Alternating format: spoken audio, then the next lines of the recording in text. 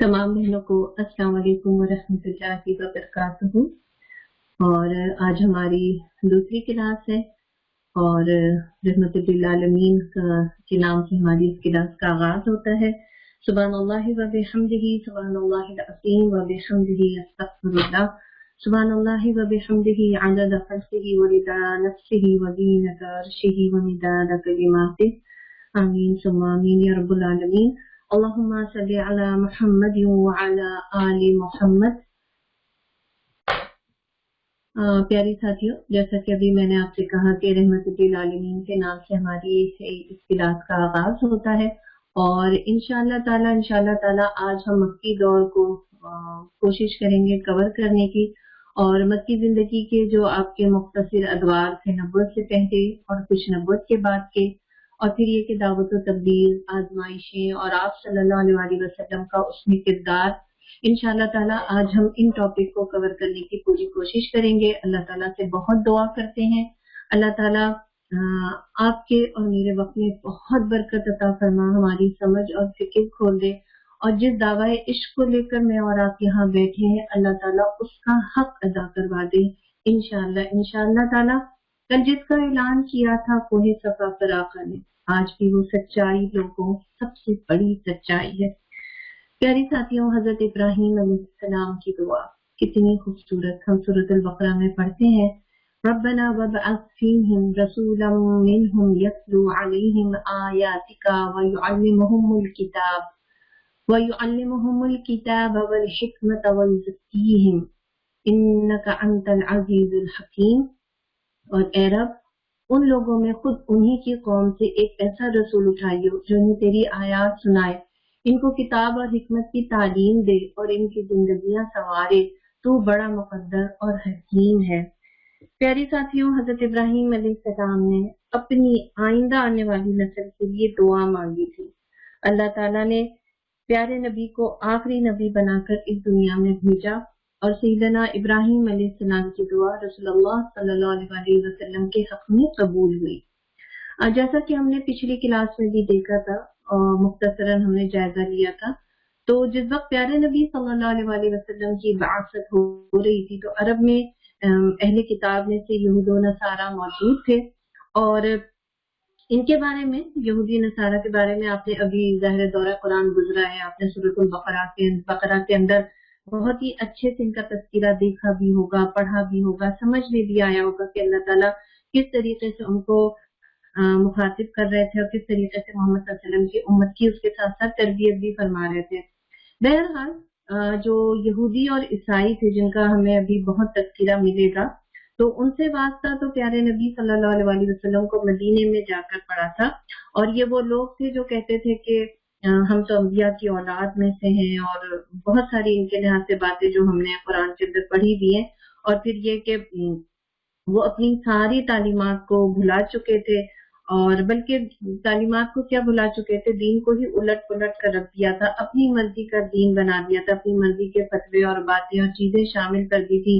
अमीरों के लिए अलग कानून था, गरीबों के लिए अलग कानून था, और सबसे बड़ी बात ये थी कि वो शिर्क में मुब्तला हो चुके थे। हालांकि दीन इब्राहिमी पर वो दीन खड़ा हुआ था, लेकिन शिर्क की बुरी तरीके से आमेजिश हो चुकी थी। तो बहरहाल ये दोनों जो अहले किताब थे, इनसे वास्ता प्यारे नबी को मदीने में जाके पड़ा था। मक्का के अंदर मुशरिकीन मक्का से आप सल्लल्लाहु अलैहि वसल्लम को वास्ता था, और ये बड़े जोर आवर लोग थे और क़यादत का एक मकाम था। और चूंकि हमने ये भी देखा था कि अरब के अंदर काबे को एक बुनियादी हैसियत हासिल थी, और माले तिजारत का आना जाना, चीजें बहरहाल एक धाक बैठी हुई थी उनकी। और ये जो थे मुशरिकाना अकायद में बिल्कुल लथपथ थे। काबे में मूर्तियां, बहुत सारी मूर्तियां सजा कर रखी थी, हर चीज की देवी और देवता थे। मजहब जो था वो एक कारोबार की हैसियत अख्तियार कर चुका था। अल्लाह को एक तरीके से वो कहते थे कि हम अल्लाह को मानते हैं, लेकिन शिर्क, बुरी तरीके से शिर्क में पड़ चुके थे और बुतों को अल्लाह तक पहुंचने का जरिया बना लिया था उन्होंने। बहुत ही ज्यादा फासिकाना कल्चर था, इखलाकी तौर से बहुत ही पस्ती में थे। और फिर उसकी तो जाहिर चाहे वो दौर हो चाहे ये दौर हो, जहालत तो जहालत होती है ना वो जदीद होती है ना वो कदीम होती है। تو بہرحال جو وہ جاہلیت کی جو اخلاقی پستی کی جو انتہا تھی، تو میں اور آپ بہت اچھے سے سوچ سکتے ہیں کہ جس معاشرے میں خواہ وہ والا معاشرہ ہو چاہے وہ ابھی کا معاشرہ، جس معاشرے میں خوف خدا نہیں ہوتا ہے تو پھر وہ جس حد تک بھی گر جاتے ہیں پھر اس کی کوئی حد نہیں ہوتی ہے نا. تو بہرحال اخلاقی پستی بہت زیادہ تھی ان کے اندر، سود خوری اور دیگر جو بھی چیزیں ہم پڑھ چکے ہیں وہ بھی ان کے اندر بہت زیادہ تھیں. اور اس ماحول میں حضرت ابراہیم علیہ السلام کی یہ دعا اللہ تعالیٰ قبول فرماتے ہیں. اور یہ سارا نقشہ صرف اس لیے آپ کے سامنے رکھا ہے تاکہ وہ جو مکی دور کے اندر جو ترتیب اور سلسلہ چلے گا نا تو وہ انشاءاللہ تعالیٰ پھر میرے اور آپ کے سامنے آنا چاہیے. اچھا، اس کے ساتھ ساتھ پیاری بہنوں ہم تھوڑا سا ایک اجمالی خاکہ بھی دیکھ لیتے ہیں کہ اس ماحول میں ایک بچہ پیدا ہوتا ہے، عرب کے ممتاز اور مہذب اور بہت ہی اعلیٰ روایت رکھنے والا جو خاندان تھا، اس خاندان میں ایک بہت ہی نیک اور سلیم الفطرت والدین کے گھر ایک بہت ہی پیارا سا انوکھا سا بچہ یتیمی کے سائے میں پیدا ہوتا ہے. یہ بچہ جو پیدا ہوتا ہے تو اس کا نام محمد رکھا گیا صلی اللہ علیہ وسلم. سبحان اللہ، اس سے پہلے یہ نام کسی کا بھی نہیں رکھا گیا تھا. لوگوں نے جب آپ کے دادا سے اس کے معنی پوچھے تو دادا نے جواب دیا کہ اس کے معنی ہے جس کی تعریف کی گئی ہو یا جو قابل تعریف ہے. یہ پیارا سا بچہ دیہات کے صحت بخش ماحول میں پرورش پاتے ہیں. اس بچے کی شروع سے ہی مزاج اور دلچسپیاں لوگوں کو نظر آ رہی تھی، ایک نمایاں سا بچہ لگ رہا تھا.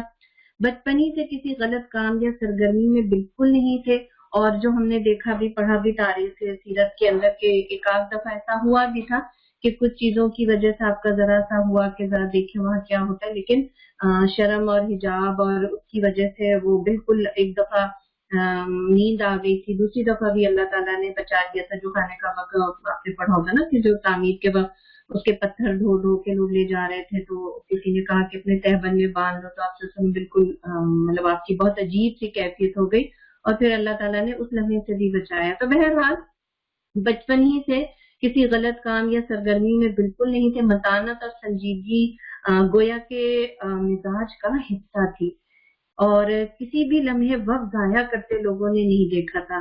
جیسا کہ ہم نے پڑھا تھا کہ بکریاں چلانا اور تیر اندازی شروع ہی سے کی تھی اور ظاہر شخصیت پر اس کا بہت اچھا اثر بھی پڑا اور سب کو لے کر چلنے کی خصوصیت پیدا ہوئی. لوگوں میں ظاہر ایک سوسائٹی کے اندر جو ورک تھا ان سارے کاموں کی وجہ سے تو لوگوں کے اندر ایک نمایاں طور سے نظر بھی آنے لگے اور پھر جو خصوصیت پیدا ہوئی ان ساری چیزوں سے اس میں صبر اور تحمل کو بہت زیادہ نمایاں طور سے تاریخ سیرت میں ایک اہمیت حاصل ہے کہ اللہ کے نبی صلی اللہ علیہ وسلم کو شروع سے ہی صبر اور تحمل کی پریکٹس ہوئی. اچھا، بچپن، لڑکپن، جوانی کی بے شمار خصوصیات تھی جس نے سوسائٹی پر بہت اچھا امیج چھوڑا. پیدائش سے قبل والد کا انتقال. حضرت عبداللہ شادی کے بعد تجارت کے لیے شام چلے گئے تھے.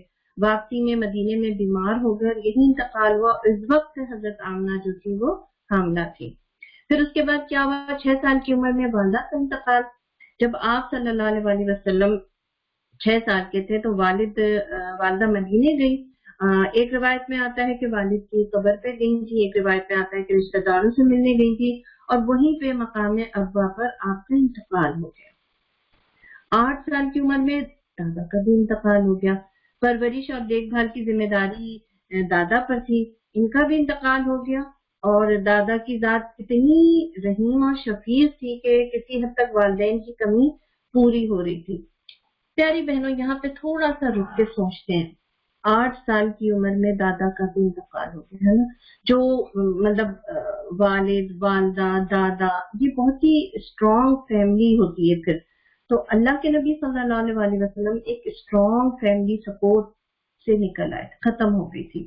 اور پھر جب ہم سورۃ الضحیٰ پڑھتے ہیں تو اس میں آیت نمبر 6 اور 7 میں، ابھی میں آپ کے سامنے نہیں رکھ رہی ہوں، صرف حوالہ دے رہی ہوں، آپ خود جا کے دیکھیے گا کہ ہم جب سورۃ الضحیٰ پڑھتے ہیں تو اس میں آیت نمبر 6 اور 7 میں ہم دیکھتے ہیں نا کہ ہمیں وہ بات سمجھ میں آتی ہے کہ اللہ تعالیٰ نے فرمایا تھا نا کہ ہم نے تم کو یتیم نہیں پایا، کیا ہم نے تم کو ہدایت نہیں دی. تو اللہ پیارے نبی صلی اللہ علیہ وسلم کو مخاطب کر کے کہہ رہے ہیں کہ ہم نے تم کو سب کچھ دیا. ان آیت کے مخاطب رحمت للعالمین تھے، لیکن یہ بات تو سمجھنے کے لیے بھی ہے کہ अल्लाह ताला ये बात उस सूरह में भी समझा रहा है और हमारे समझने के लिए भी है कि असल सपोर्ट, असल सहारा तो अल्लाह का होता है ना। अल्लाह जहाँ से रास्ता बनाना चाहता है ना वो बना देता है, कैसे कैसों को किस किस तरीके से अल्लाह ताला पाल पोस के खड़ा कर देता है। तो ये सारी अल्लाह ताला की हिकमतें होती हैं और ये सारी चीजें कितनी उम्मीद और यकीन पैदा करती है ना कि असल सहारा तो अल्लाह का है। हाँ, दुनियावी कोई सहारा मौजूद हो या ना हो, लेकिन जब ये चीज इंसान सोच लेता है ना कि मैं तन्हा नहीं हूँ, मैं अकेला नहीं हूँ, मेरे साथ तो अल्लाह है, तो फिर पूरी कायनात एक तरफ हो जाती है और फिर अल्लाह एक तरफ, एक पल्ले में आ जाता है, मेरे साथ तो अल्लाह है। तो अल्लाह मुसब्बिल असबाब है, वो सबब बनाता रहा बनाता रहा। बहरहाल आगे चलते हैं।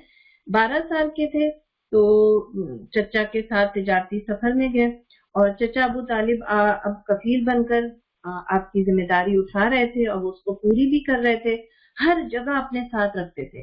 तिजारत पर ले गए, रास्ते में एक राहिब दिखता है, वो भी गवाही देता है कि ये बच्चा बड़ा मामूली इंसान है। जवानी के दायरे में कदम रखा तो अपने पराए सब किरदार की गवाही देने लगे। ये नौजवान अपनी कौम में शीरीं गुफ्तार और बेहतरीन किरदार और बहुत ही खूबसूरत आदत और अतवार की वजह से नुमाया नजर आने लगा, मुनफरिद नजर आने लगा। आपकी दयानत और अमानत को देखते हुए नाम ही आपका उस वक्त अमीन रख दिया गया। तो ये 12 साल की उम्र में आप देखिए कि वो जो किरदार की जो गवाही की चीजें थी वो उभर उभर के सामने आ रही थी, जो एक इमेज बन रहा था आपका।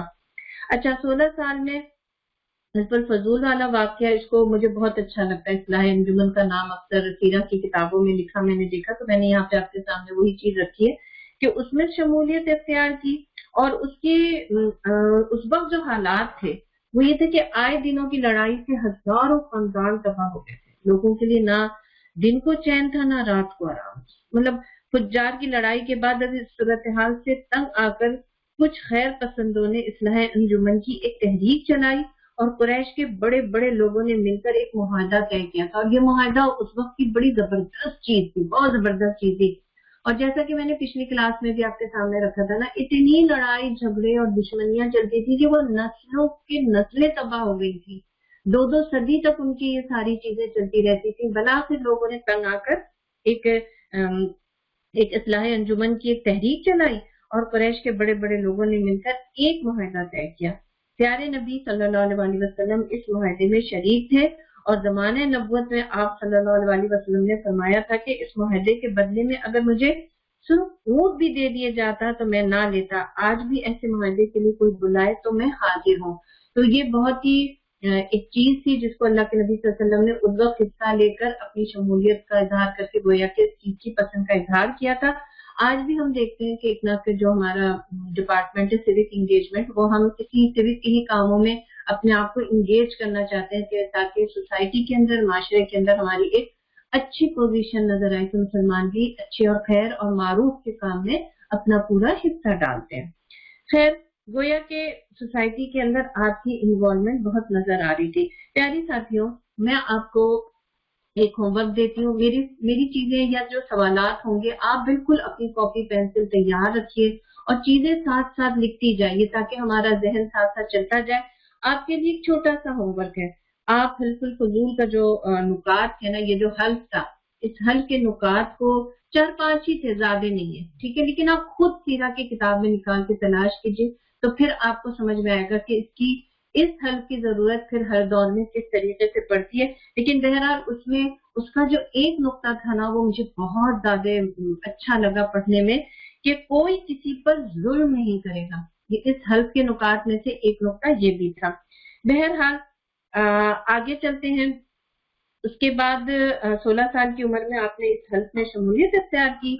अच्छा, उसके बाद 23 साल की उम्र में अकेले तिजारत सफर पर गए और अकेले तिजारत पर गए। वापसी में मतलब उस तिजारत के अंदर जो मामलात और जो चीजें थी तो वापसी में गुलाम ने गवाही दी।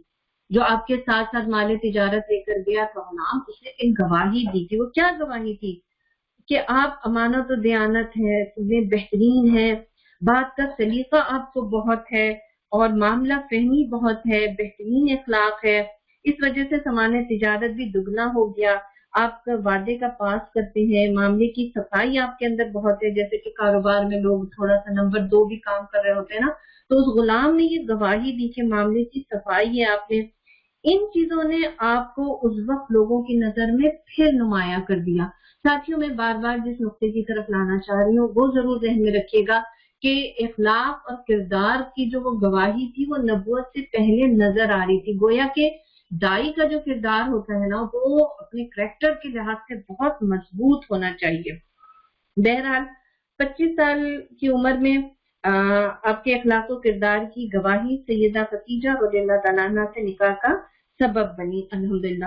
اچھا، اس کے ساتھ ساتھ ہم دیکھتے ہیں کہ 35 سال کی عمر میں ہمیں یہ بھی نظر آتا ہے کہ حجر اسود کا واقعہ پیش آیا تھا، اور حجر اسود کا واقعہ ظاہر آپ سب کو سیرہ کے اندر اس چیز کا بہت اچھے سے اندازہ ہوگا کہ وہ بہت ہی، جب حجر اسود کو نصب کرنے کا واقعہ ہے تو معاملہ خون ریزی تک پہنچ چکا تھا، اور بہت ہی ایک عجیب پریشانی تھی، کیا کیا جائے، کون سا قبیلہ جا کے اس پتھر کو رکھے گا۔ فیصلہ یہ ہوا کہ جو صبح سویرے داخل ہوگا وہ پتھر اپنی جگہ پہ لگائے گا حجر اسود نا، اور رحمت للعالمین صلی اللہ علیہ وسلم صبح سویرے داخل ہوئے۔ جیسے ہی آپ داخل ہوئے سب خوش ہو گئے کہ ہم آپ سے راضی ہیں، آپ بالکل ٹھیک کر گئے، اور پھر آپ نے کس طریقے سے معاملہ فہمی کی، اور ایک چادر میں سارے قبیلے کو چادر پکڑائی اور پھر اپنے ہاتھ سے آپ نے نصب کیا۔ پیاری ساتھیوں، پھر آگے بھی چلتے۔ اچھا، ایک بات ہے، تھوڑا سا آپ ساتھ ساتھ میرے اگر چل رہی ہیں تو آپ نوٹ بھی کیجئے گا کہ ان سارے چیزوں سے کیا سمجھ میں آیا۔ دین کی دعوت دینے والوں کو اپنا کردار، اپنی ذات مضبوط کرنی ہوتی ہے۔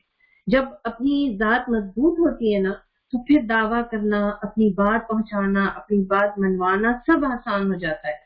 اس سوال کا جواب ضرور ہم آخر میں ڈھونڈنے کی کوشش کریں گے کہ آپ صلی اللہ علیہ وسلم کے کردار اور اخلاق کی جو گواہی مکی دور میں نبوت سے پہلے جو مل رہی ہے، اس نے نبوت کے بعد کے کام کو کتنا آسان کیا۔ تو ان سوالات کے جوابات ہم خود سوچتے بھی رہیں گے، ڈھونڈتے بھی رہیں گے۔ بہرحال ساتھیوں، دل تک پہنچنے کا معاملہ بہت اہم ہوتا ہے، دل تک کیسے پہنچا جاتا ہے، اور ہم نے یہ بات بھی دیکھی تھی کہ دل تک پہنچنے کے لیے سیڑھی کی نہیں، اخلاق کی ضرورت ہوتی ہے۔ تو یہ ساری چیزیں جو آپ کے سامنے آتی جا رہی ہیں تو انشاءاللہ تعالی۔ اچھا، اس کے بعد ہم دیکھتے ہیں کہ 40 سال کی عمر میں وحی کا نزول ہوتا ہے، اور مکی زندگی کے جو ادوار ہیں، اب تھوڑی سی بات آگے بڑھتی جا رہی ہے۔ مکہ مکرمہ کے ایک خاموش طبع انسان کو رحمت الہی نے انسانوں کو دعوت دین دینے اور ہدایت کے لیے منتخب کر لیا۔ اللہ نے آپ کو نبوت کے لیے منتخب کیا اور دعوت حق کی طرف اہل مکہ کو اور پھر پوری دنیا کو بلانے کی عظیم ذمہ داری کے لیے کھڑا کر دیا۔ عربوں کا دین بت پرست تھا، کعبہ سارے عربوں کی مرکزی عبادت گاہ تھی، اس لیے کعبہ سے قریش کے مفادات بہت زیادہ وابستہ تھے، اور رحمت للعالمین کی دعوت توحید تھی، اور ان کا دین جو تھا وہ بت پرستی تھا، اور پیارے نبی کا جو دین تھا وہ توحید پر قائم تھا۔ اسلام کی تو فلسفے کی بنیاد ہی توحید اور آخرت ہے، تو اسلام کا بہرحال پیغام تو توحید تھا، اور یہی سے مکے والوں سے ایک کشمکش کی ابتدا ہوتی ہے۔ بہرحال رحمت للعالمین غار حرا میں نبی کریم صلی اللہ علیہ وسلم کی تنہائی پسندیدگی در حقیقت اللہ تعالیٰ کی تدبیر کا ایک حصہ تھی۔ جب اللہ تعالیٰ نے آپ صلی اللہ علیہ وسلم کو نبوت کا بوجھ اٹھانے، روئے زمین کو بدلنے اور تاریخ کا رخ موڑنے کے لیے تیار کرنا چاہا تو رسالت کی ذمہ داری عائد کرنے سے پہلے 3 سال غار حرا میں خلوت نشینی آپ صلی اللہ علیہ وسلم کا مقدر کر دیا۔ پیاری ساتھیوں، پہلی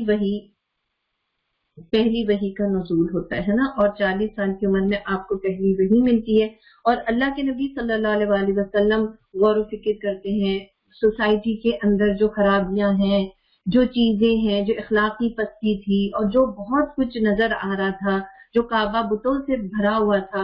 اللہ کے نبی صلی اللہ علیہ وسلم ان چیزوں کی طرف سے بیزار تھے، اور آپ بیٹھ کے سوچا کرتے تھے کہ انسانیت کو کس طریقے سے ان چیزوں سے نکالا جا سکتا ہے، کیا ہو سکتا ہے۔ بہرحال اللہ تعالیٰ آپ کو اس عظیم کام کے لیے تیار کرنا چاہ رہا تھا، اس لیے وہ خلوت نشینی آپ کو ملی۔ پہلی وحی نازل ہوتی ہے، اقرأ بسم ربک الذی خلق، خلق الانسان من علق، اقرأ وربک الاکرم الذی علم بالقلم، علم الانسان ما لم یعلم۔ پڑھو اے نبی اپنے رب کے نام کے ساتھ جس نے پیدا کیا جمی ہوئے خون کے ایک لوتھڑے سے انسان کی تخلیق کی، پڑھو اور تمہارا رب بڑا کریم ہے، اس نے قلم کے ذریعے سے علم سکھایا، انسان کو وہ علم دیا جسے وہ نہ جانتا تھا۔ یہی سب سے پہلی وحی تھی۔ آپ صلی اللہ علیہ وسلم اس واقعے کے بعد گھر تشریف لائے۔ اس وقت آپ کے قلب مبارک پر ایک لرزہ طاری تھا، خوف اور ہیبت تھی۔ اس صورتحال میں پیاری بیوی کی گواہی اور الفاظ کا آپ دیکھیے چناؤ، کیا بہترین چناؤ کے ساتھ جن الفاظ میں سیدہ خدیجہ رضی اللہ تعالیٰ عنہا نے گواہی دی، یہی باتیں تو وہ جو گواہی کے الفاظ سیرہ کی کتابوں میں آتے ہیں، آپ دیکھیے یہی چیز کی گواہی تو قرآن و حدیث میں بار بار ہمیں مل رہی ہوتی ہے کہ جو دوسروں کا خیر خواہ ہوتا ہے اللہ اس کو آسانی دیتا ہے، اللہ اس کا خیر خواہ ہو جاتا ہے۔ پیاری بیوی نے تسلی یہ دی کہ آپ حقوق العباد ادا کرتے ہیں، مہمانوں کی تواضع کرتے ہیں، بیواؤں یتیموں کی خبرگیری کرتے ہیں۔ جو اللہ کے بندوں سے اچھا تعلق رکھتا ہے نا، اللہ اس کے سارے کام خود ہی سنوار دیتا ہے، اور یہ میرا اور آپ کا دن رات کا تجربہ ہے۔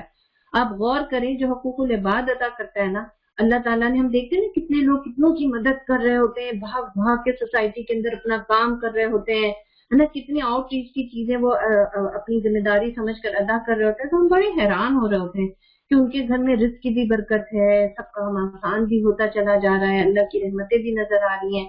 تو اللہ تعالیٰ ان لوگوں کی وجہ سے جن کی ہم خدمت کرتے ہیں نا، ان کی وجہ سے ہمارے رزق، مال، صلاحیت میں اضافہ فرماتا ہے۔ کیوں؟ سوچیں، اس لیے کہ ہماری ذات سے دوسروں کو فائدہ پہنچ رہا ہوتا ہے۔ بہرحال پہلی گواہی آپ صلی اللہ علیہ وسلم کا کردار ہی ٹھہری۔ آپ صلی اللہ علیہ وسلم کی پہلی گواہی گھر سے ملی۔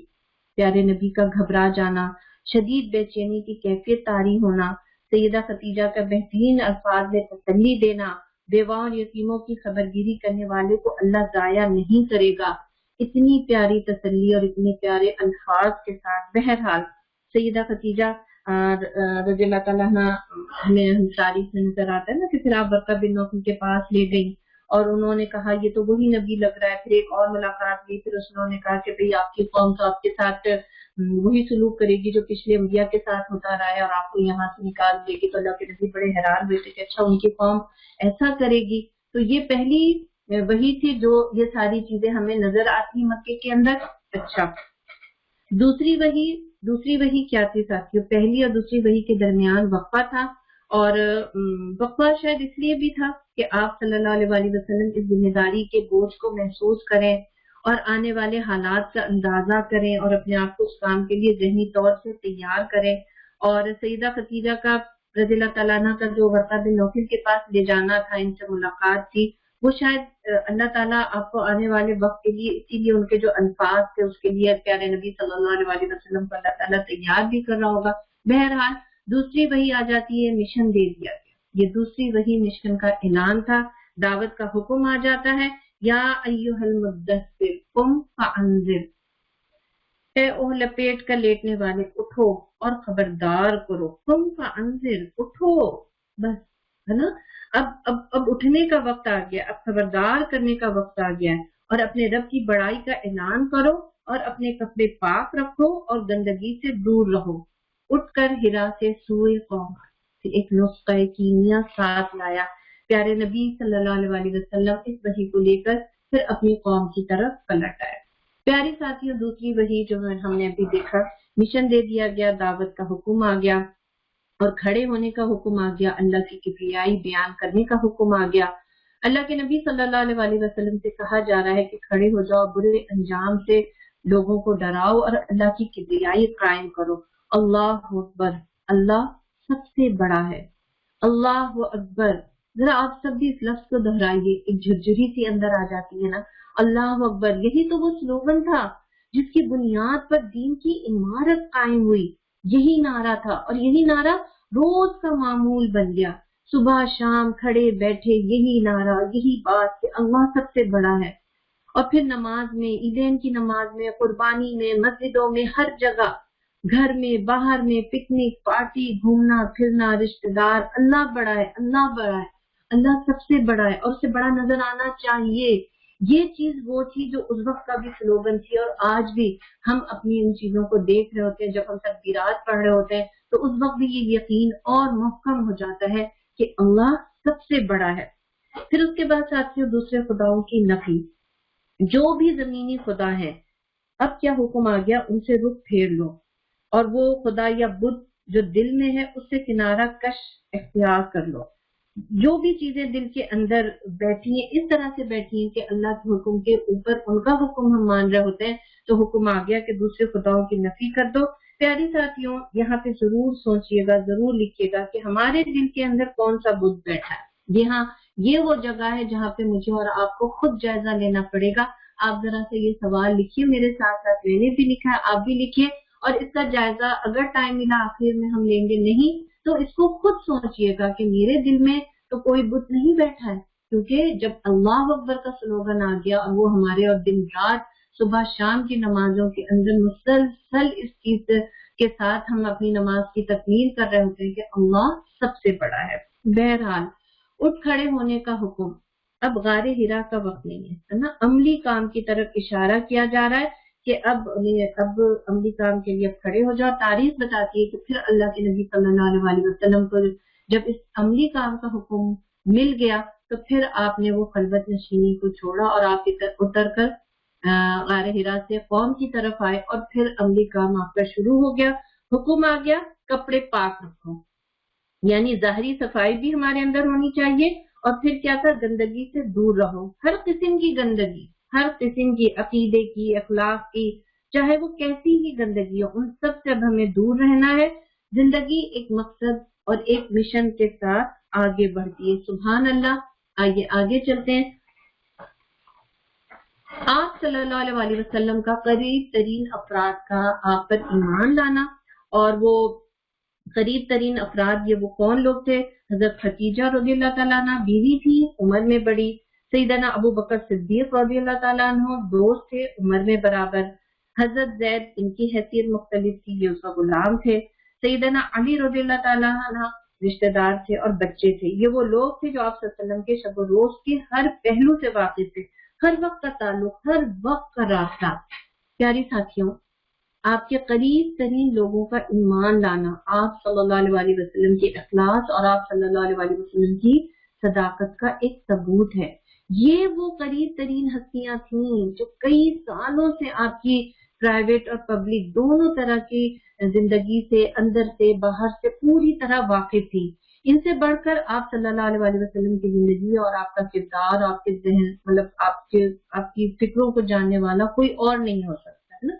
قریب ترین لوگوں کی گواہی، میں پھر اسی بات کی طرف آؤں گی کہ یہ قریب ترین لوگوں نے کس چیز کی گواہی دی ہوگی. آپ سمجھ سکتی ہیں، آپ کا اخلاق، آپ کا کردار، وہ کریکٹر کی گواہی.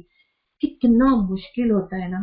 پیارے نبی صلی اللہ علیہ وسلم نے سب سے پہلے اپنے کلوز سرکل میں لوگوں کو مخاطب کیا. یہ دنیا کا سب سے مشکل کام ہے اور ہوتا ہے ہمیشہ.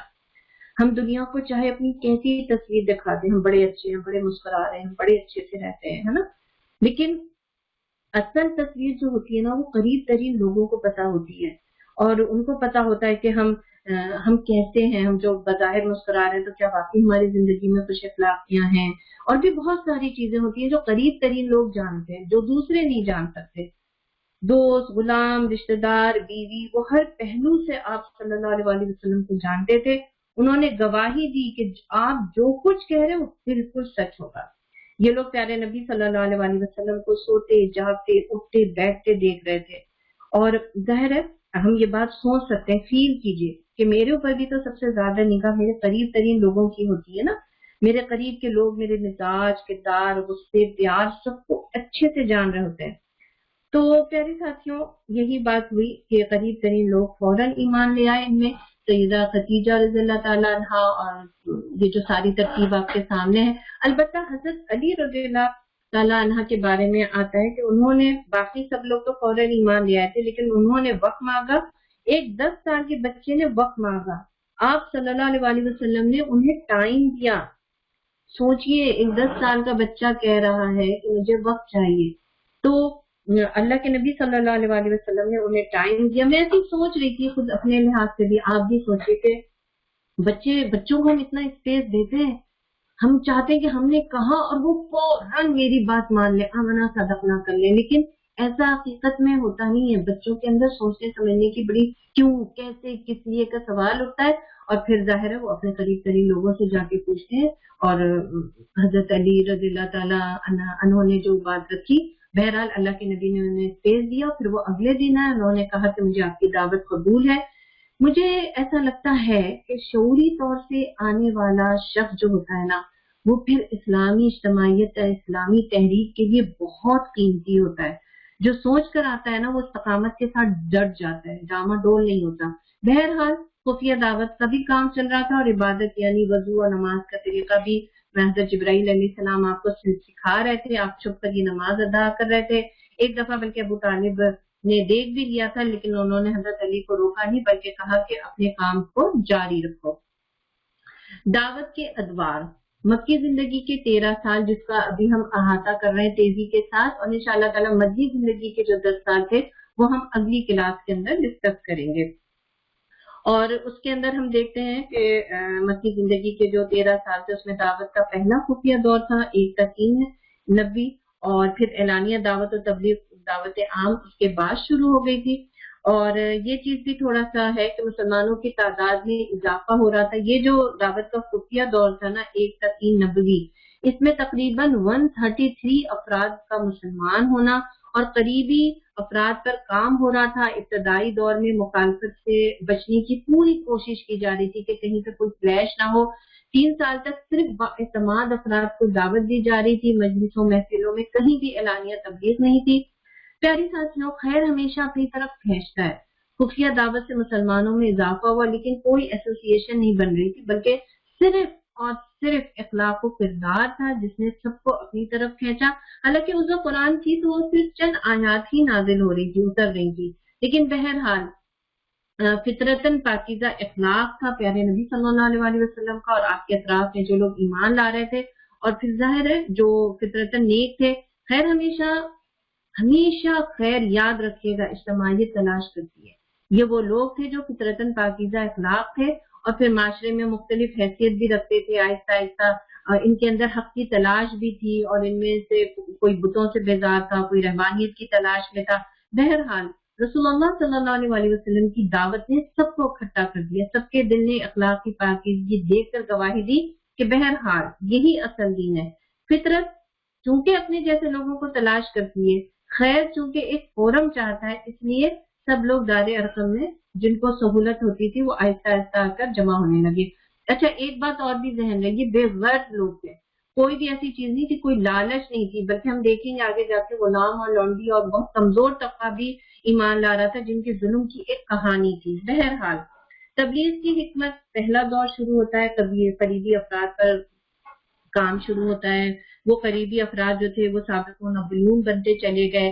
اور طریقہ کار کیا تھا؟ ابتدائی دور میں مخالفتوں سے ہمیں بچنا ہے، ساتھ ساتھ اگلے مرحلے کی تیاری بھی تھی. اقامت دین کا کام آسان نہ تھا. بقول اقبال کے چیتے کا جگر چاہیے شاہین کا تجسس، ہے نا. تو دین کا کام اکیلے کرنے کا کام نہ تھا. آپ صلی اللہ علیہ وسلم نے اگلے مرحلے کی کیا تیاری کی؟ جیسا کہ میں نے بتایا کہ سیدنا ابو بکر صدیق رضی اللہ تعالیٰ نے ایک سابقون نے 40 سابقون کو تیار کیا. تو ان کی دعوت سے سیدنا عثمان بن عفان رضی اللہ تعالیٰ عنہ، زبیر بن عوام رضی اللہ تعالیٰ عنہ، عبد الرحمن بن عوف، طلحہ رضی اللہ تعالیٰ عنہ، سعد بن ابی وقاص رضی اللہ تعالیٰ عنہ ایمان لائے. اور اس کے ساتھ ساتھ اسلام کی سابقون کی صفت میں ہم دیکھتے ہیں کہ حضرت ابو عبیدہ بن جراح رضی اللہ تعالیٰ عنہ، عمار بن یاسر رضی اللہ تعالیٰ عنہ، سہیب رومی، ارقم بن ابی ارقم رضی اللہ تعالیٰ عنہ، اور سعید بن زید رضی اللہ تعالیٰ عنہ، ابو ذر غفاری رضی اللہ تعالیٰ عنہ، سیدنا عبداللہ بن مسعود رضی اللہ تعالیٰ عنہ. بے شمار افراد کی، صالح فطرت افراد کی ایک ٹیم بنتی چلی جا رہی تھی. اچھا اس میں خواتین کے بھی بڑے نام آتے ہیں، میں سرچ کر رہی تھی. انشاءاللہ تعالی ہماری ایک کلاس محسن نسواں پر بھی ہوگی صلی اللہ علیہ وسلم، تو ہم اس میں زیادہ اس چیز کا ذکر کریں گے. لیکن ہلکا سا میں آپ کے سامنے ٹچ کرتی ہوں کہ سیدہ سمیہ رضی اللہ تعالیٰ عنہ، حضرت ام سلمہ رضی اللہ تعالیٰ عنہ، حضرت عائشہ رضی اللہ تعالیٰ عنہ، حضرت زینب بنت جحش رضی اللہ تعالیٰ عنہ، ام حبیبہ رضی اللہ تعالیٰ عنہ، سیدہ فاطمہ بنت اسد رضی اللہ تعالیٰ عنہ، یہ وہ جلیل القدر صحابیات تھیں. اور عورتوں کی بھی ایک پوری ٹیم بنتی جا رہی ہے. اچھا یہ بھی یاد رہے کہ چونکہ مسلمان اعلانیہ اظہار نہیں کر رہے تھے نا، اس لیے مسلمانوں کو بھی ایک دوسرے کے مسلمان ہونے کا علم نہیں تھا، لیکن قریش کی محفلوں میں اس نئے دین کا بہرحال ذکر اور چرچا شروع ہو چکا تھا، اور یہ ایک خاموشی کے ساتھ وہ چیزیں بہرحال باہر نکلتی جا رہی تھی۔ اعلانیہ دعوت کا دور، اعلانیہ دعوت کا دور ساتھیوں، ہم نے ابھی دیکھا کہ خفیہ دعوت کے اختتام تک 133 سہلے افراد اجتماعی قوت کا حصہ بن چکے تھے، اور اب مخالفت کی فضا کا آغاز ہوتا ہے۔ آپ چاہیں تو ضرور نوٹ کیجیے گا کہ مخالفت کی جو فضا تھی نا، وہ عموماً جہالت کی بنیاد پر ہوتی ہے، نمبر 1، خود غرضی کی بنیاد پر ہوتی ہے، نمبر 2، نسلی تعصب کی بنیاد پر ہوتی ہے۔ نسلی تعصب سمجھتی ہے نا، جیسے ہم اس قبیلے کے ہیں تم اس قبیلے کے ہو، یا ہم اس شہر کے ہیں تم اس شہر کے ہو، ہم زیادہ طاقتور ہیں، ہم زیادہ زوردار ہیں، ہمارے پاس زیادہ پیسہ ہے، ہمارے پاس سرداری ہے، تو ایسا کیوں ہے؟ تو نسلی تعصب کے اندر یہ ساری چیزیں آتی ہیں، تو جہالت، خود غرضی، نسلی تعصب، اور پھر ظاہر ہے باپ دادا کی اندھی تقلید، ان ساری چیزوں نے مخالفت کی فضا کا آغاز شروع کر دیا، اور اعلانیہ دعوت کا دور شروع ہو گیا۔ اللہ تعالیٰ کی طرف سے آیت کا نزول ہو گیا۔ وہ کیا نزول تھا آیت کا؟ وَأَنذِرْ عَشِيرَتَكَ الْأَقْرَبِينَ، اپنے قریب ترین رشتہ داروں کو ڈراؤ، اور سورہ شورى کی آیت ہے۔ اور پھر سورۃ الحجر میں بھی ہم دیکھتے ہیں کہ آیت نازل ہوتی ہے کہ پس اے نبی، جس چیز کا تمہیں حکم دیا جا رہا اسے ہاں کے پکارے کہہ دو، اور شرک کرنے والوں کی ذرا پرواہ نہ کرو۔ تو اللہ کے نبی صلی اللہ علیہ وسلم نے دعوت کا کام بضابطہ پلاننگ کے ساتھ شروع کیا، مرحلہ وار شروع کیا، اور بڑی زبردست ہمیں ترتیب نظر آتی ہے۔ ایک دائی کا کردار، ایک دائی کا انداز پلاننگ کے ساتھ کام ہوتا ہے، ہر گوم کے ساتھ نہیں ہوتا ہے، اچانک اٹھ کے نہیں ہوتا ہے، بلکہ بہت ہی اللہ کے نبی صلی اللہ علیہ وسلم نے معاملے فہمی کے ساتھ مرحلہ وار کام کیا۔ اس کے اندر ہم دیکھتے ہیں کہ خاندان والوں کو آپ نے سب سے پہلے دعوت دی، خاندان والوں کو دعوت دی، 30-40 افراد کو کھانے پر بلایا، تبلیغ کے نکات، اس میں تبلیغ کے نکات کیا تھے جو 2 دفعہ خاندان کے افراد کو اپنے دعوت پہ بلایا۔ یاد کیجیے گا، نوٹ کیجیے گا، تبلیغ کے نکات کیا تھے؟ توحید، رسالت، آخرت۔ پھر پیارے نبی صفا پہاڑی پر لوگوں کو دعوت و تبلیغ دی، صفا پہاڑی پر دعوت دی، تبلیغ کے نکات کیا تھے؟ میں تمہیں فائدہ نہیں دے سکتا، اور یہ چیز ہم نے دیکھ لیا تھا نا کہ آپ صلی اللہ علیہ وسلم جب آپ اس پہاڑی پر گئے اور آپ نے اپنی قبیلے اور قوم کے لوگوں کو نام بنام پکارا تھا اور کہا تھا کہ اپنی فکر کر لو اور میں تمہیں خدا کے یہاں سے نہیں بچا سکوں گا، اور توحید اور رسالت پر آپ نے سب کو دعوت دی تھی، اور پھر وہ سارا معاملہ آپ کے سامنے ہوگا، میں صرف آپ کو ہنٹ دے رہی ہوں۔ تو صفا پہاڑی پر آپ صلی اللہ علیہ وسلم نے دعوت دی، اس دعوت تبلیغ کے نکات کیا تھے؟ میں تمہیں فائدہ نہیں دے سکتا۔ بازاروں میں گئے، صبح سے شام تک اسلام کا پیغام پہنچاتے، اسی فکر میں رہتے، اس وقت تبلیغ کے کیا نکات تھے؟ لا الہ الا اللہ کہو فلاح پا جاؤ گے۔ حج کے موقع پر خیموں میں جا کر تبلیغ کی، مختلف خیموں میں مختلف قبیلوں کے پاس جاتے، انہیں اسلام کی دعوت دیتے۔ تبلیغ کے دعویٰ کے نکات کیا تھے؟ لا الہ الا اللہ کہو فلاح پا جاؤ گے۔ دعوت پہنچانے کی ذمہ داری نے اللہ کے نبی صلی اللہ علیہ وسلم کو بے چین رکھا، اور بہرحال آپ اس کام میں جت گئے۔ پیاری ساتھیوں، ابھی ہم نے دیکھا کہ دعوت کے نکات کیا تھے یا تبلیغ کے نکات کیا تھے۔ وہ چیز تھی لا الہ الا اللہ نجات کا ذریعہ ہے، توحید، رسالت، آخرت، اگر اس پر قائم ہو جاؤ گے تو نجات پا جاؤ گے۔ عزیز بہنوں، جس نے کلمہ سنا لا الہ الا اللہ، اس کو پتا تھا کہ اس کا مطلب کیا ہے۔ وہ تو عرب تھے، عربی ان کی زبان تھی، پڑھتے تھے، لیکن وہ نہیں پڑھ سکے، کیوں؟ اس لیے کہ ان کو اس کا مطلب پتا تھا، ان کو پتا تھا کہ اپنا اختیار چھوڑنا پڑے گا، اب تو اللہ جو بتائے گا وہ کرنا پڑے گا، اپنی پسند و ناپسند کو چھوڑنا ہوگا، اپنے اختیارات کو چھوڑنا ہوگا، اب تو اللہ کی پسند و ناپسند چلے گی۔ ان کو پتا تھا کہ باپ دادا کی اندھی پیروی ہمیں چھوڑنی پڑے گی، اب تو شریعت کے مطابق بات ہوگی، جو شریعت کہے گی اب وہی کرنا پڑے گا۔ ان کو پتا تھا بد اخلاقی پر ضرب لگے گی، ہے نا، جو دین نے جو باؤنڈری بنا دیا اس باؤنڈری کے اندر رہنا پڑے گا، اب وہ پسند کی چیزیں تو اب ختم، ہے نا، جو ان کی گھٹی میں تھی، ان کو پتا تھا اس پر ضرب لگے گا۔ پیاری ساتھیوں، اس کلمے نے کس چیز کو چیلنج کیا، اس کو سوچئے گا۔ ہماری مرضی، ہم بھی تو اپنی مرضی پر کے دین پر چلنا چاہتے ہیں، اگر کوئی بھی ذرا ہمیں روکتا ہے ٹوکتا ہے تو ہمیں نہیں پسند آتی ہیں وہ چیزیں۔ تو دعوت کے نکات ضرور آپ کے سامنے ہونے چاہیے۔ اچھا، اس کے بعد ہم دیکھتے ہیں کہ لوگوں کا رد عمل کیا ہوتا ہے۔ خاندان، ابھی ہم نے اس سے پچھلی سلائیڈ میں دیکھا تھا نا کہ خاندان والوں کو دعوت دی، تو جو خاندان والوں کو دعوت دی اور دعوت کے نکات بھی میرے اور آپ کے سامنے بالکل کلیئر ہے، تو رد عمل کیا ہوتا ہے اس کا؟ خاندان والوں کو جب دعوت دی تو اس کا رد عمل یہ تھا کہ اکثریت کی خاموشی تھی اور وہ رہی۔ اعلانیہ مخالفت ابو لہب نے کیا، کھل کر ساتھ سیدنا علی رضی اللہ تعالیٰ عنہ نے دیا، اور ان کے وہ الفاظ، وہ مجھ کو آشوب چشم ہے، وہ میری ٹانگیں پتلی ہیں، وہ میں سب سے کم عمر ہوں، لیکن میں آپ کا ساتھ دوں گا۔ آپ سوچئے، کمزوری کے باوجود ساتھ دینے کا اعلان، کھڑے ہو جانے کا اعلان، یہ وہ چیز ہوتی ہے جو دعوت دین کے کام میں ہمیں درکار ہوتی ہے، کسی کا بھی ساتھ اجتماعیت کو مضبوط کر دیتا ہے۔ پھر ہم نے دیکھا تھا پچھلے اس میں کہ سوا پہاڑی پر لوگوں کو آپ نے دعوت و تبلیغ دی، اور آپ نے نام لے لے کر سب کو نام ب نام مخاطب کیا، اور تبلیغ کے نکات بھی میں آپ کو بتا چکی ہوں کہ لا الہ الا اللہ کہو، ہے نا، نجات پا جاؤ گے۔ تو لوگوں کا رد عمل کیا تھا؟ اس ڈراوے کے بعد لوگ ادھر ادھر نکل گئے یا بکھر گئے، حیرت میں پڑ گئے، فوری طور پر فیصلہ نہ کر سکے، حیرت ختم ہوئی تو متکبر ہو گئے، تبلیغ اور ڈراوے کو مذاق اور حقارت سے دیکھا، اور نبی کریم صلی اللہ علیہ وسلم کی تحقیر اور تانا زنی کی۔ یہ صفا پہاڑی کے جو دعوت تھی اس میں یہ رد عمل تھا۔ پھر ہم نے اس میں دیکھا تھا کہ بازاروں میں دعوت و تبلیغ کی، بازار کے اندر دعوت و تبلیغ میں ہمیں جو چیز نظر آتی ہے وہ یہ تھا کہ آپ ہر اہم مجلس میں گئے، ہر بازار میں، ہے نا، سب جگہ آپ پہنچے۔ لوگوں کا رد عمل کیا تھا؟ ابو لہب آپ کے پیچھے پیچھے جاتا، شور مچاتا کہ یہ جھوٹا ہے، آپ کے پاؤں اور ٹخنوں پر پتھر مارتا، نعوذ باللہ، اور اللہ کے نبی صلی اللہ علیہ وسلم کے دعوت کے کاموں میں روڑے اٹکاتا، اور ایمان لانے والوں پر تشدد اب شروع ہو جاتا ہے۔ پھر اس کے بعد ہم دیکھتے ہیں کہ آپ حج کے موقع پر لوگوں کے پاس گئے، جو بھی ہم نے اوپر آخری دیکھا تھا نا، حج کے موقع پر خیموں میں جا کر جو تبلیغ کی، اس کے اندر جو چیز ہمیں نظر آتی ہے کہ آپ خیموں میں قبائلوں کے پاس جب گئے تو لوگوں میں سے یثرب کے جو لوگ تھے نا، ان کا رد عمل بہت زبردست تھا۔ یہ لوگ مسلمان ہوئے، واپس جا کر تبلیغ کی، لیکن قریش مکہ نے دعوت کے کاموں میں آپ کے بہت رکاوٹ ڈالی اور ایمان لانے والوں پر بہت زیادہ تشدد بھی کیا۔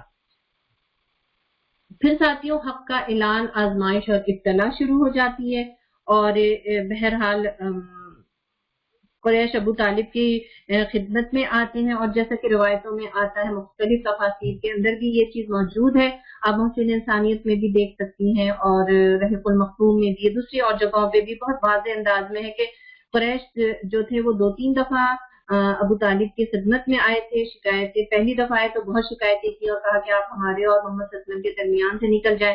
ابو طالب نے ساری گفتگو ٹھنڈے دل سے سنی اور نرمی سے سمجھا بجھا کر پہلی دفعہ تو معاملے کو ٹال دیا اور وہ چلے گئے، لیکن پیارے نبی صلی اللہ علیہ وسلم بدستور اپنے مشن کی خدمت میں لگے رہے۔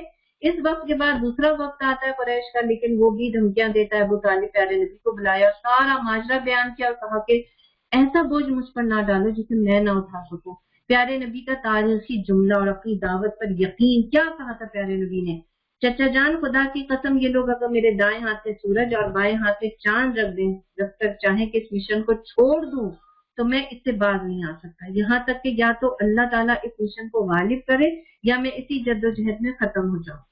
اور پھر تیسری دفعہ بھی قریش مکہ جذبوز ہو کر آئے اور کہا کہ بس اب کچھ ہم ایسا طے کر لیتے ہیں کہ مطلب وہ ہمارے بتوں کو کچھ نہ کہیں اور ہم ان کے خدا کو کچھ نہیں کہتے۔ پھر پیارے نبی نے اس کا بھی بڑا زبردست جواب دیا تھا کہ میں کلمہ بتاؤں، عرب عجم سب تمہارے زیر نگی ہوں گے۔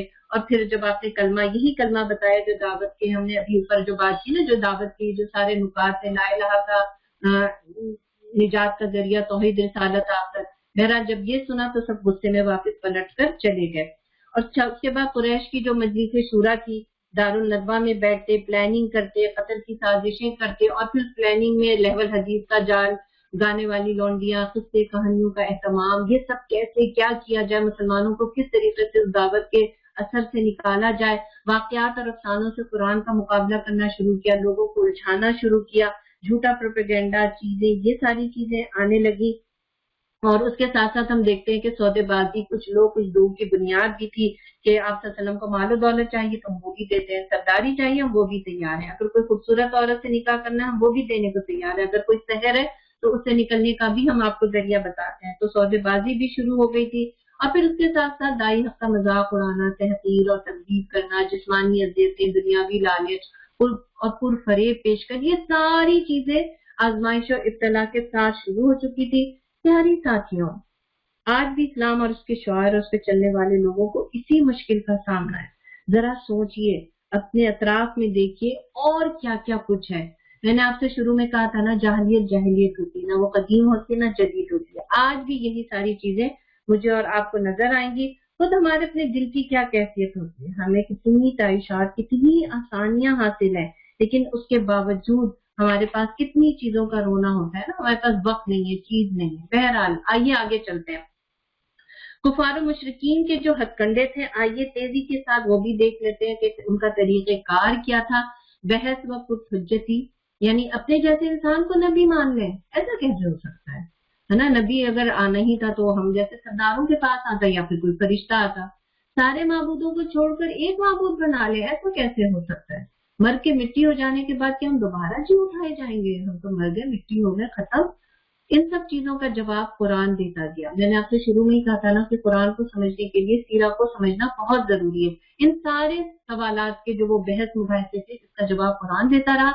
फिर हंसी उड़ाना, आप सल्लम को अलकाबात देना, मसलन जादूगर, शाहिर, काहिन वगैरह कहना, कमजोर साहबा कराम को देखकर मजाक उड़ाना, आप सल्लल्लाहु अलैहि वसल्लम की बात सुनने से रोकना, तबलीग के वक्त शोर मचाना, तालियां पीटना, गाने गाना, नजर बिन हारिस का किस्से कहानियां लाना। आपने सूरह लुकमान में ये बहुत अच्छे से पढ़ भी लिया होगा।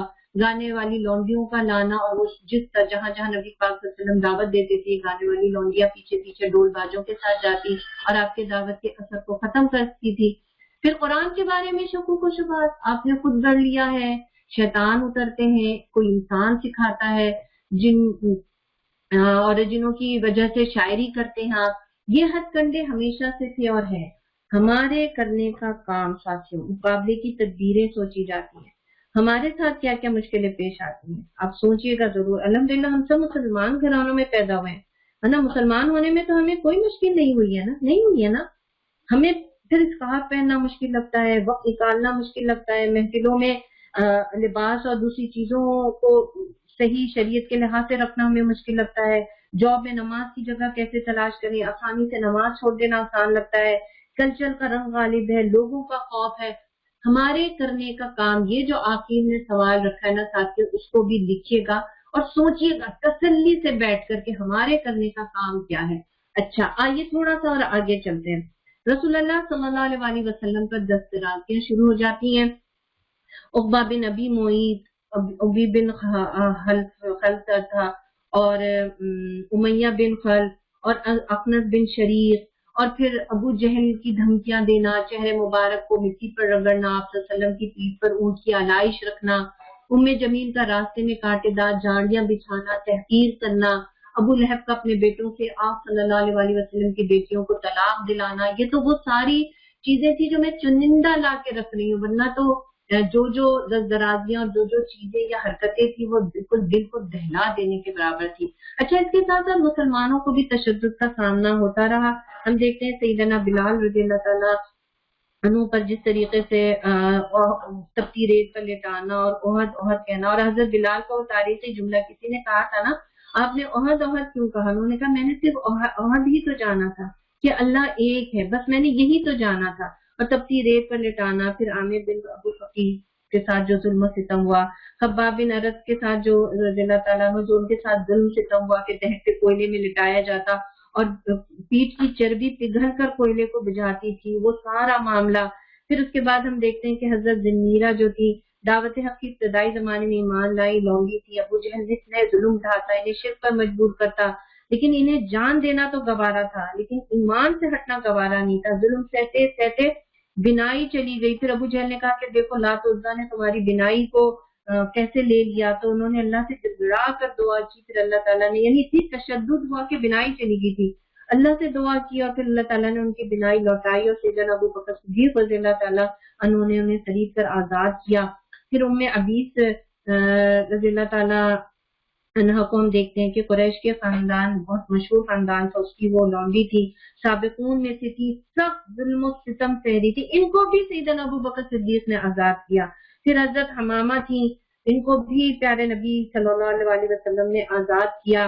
پھر ایک اور روایت میں آتا ہے امی اسحاق نام کی ایک صحابیہ تھی اور ہجرت سے پہلے اسلام قبول کیا تھا، بھائی کے ساتھ ہجرت کر رہی تھی، بھائی کو مکہ بھول گیا، وہ مکہ گیا لینے، اور یہ ہفتوں ہفتوں ہفتوں بیٹھی انتظار کر رہی ہے چھپ کے بھائی کا۔ پھر کسی نے آ کر اطلاع دی کہ تمہارے شوہر نے تمہارے بھائی کو قتل کر دیا، اور پھر کس طریقے سے یہ ہجرت کر کے مدینہ پہنچی۔ ایک طویل فہرست ہے ساتھیوں، عمار بن یاسر رضی اللہ تعالیٰ عنہ، سمیہ بن قیت رضی اللہ تعالیٰ عنہ، آپ دیکھیے گنتی کے چند افراد اس وقت ایمان لائے تھے۔ سمیہ نے کیا دیکھا تھا، کس چیز کی بنیاد پر انہوں نے اس دعوت توحید پر جم گئی تھی۔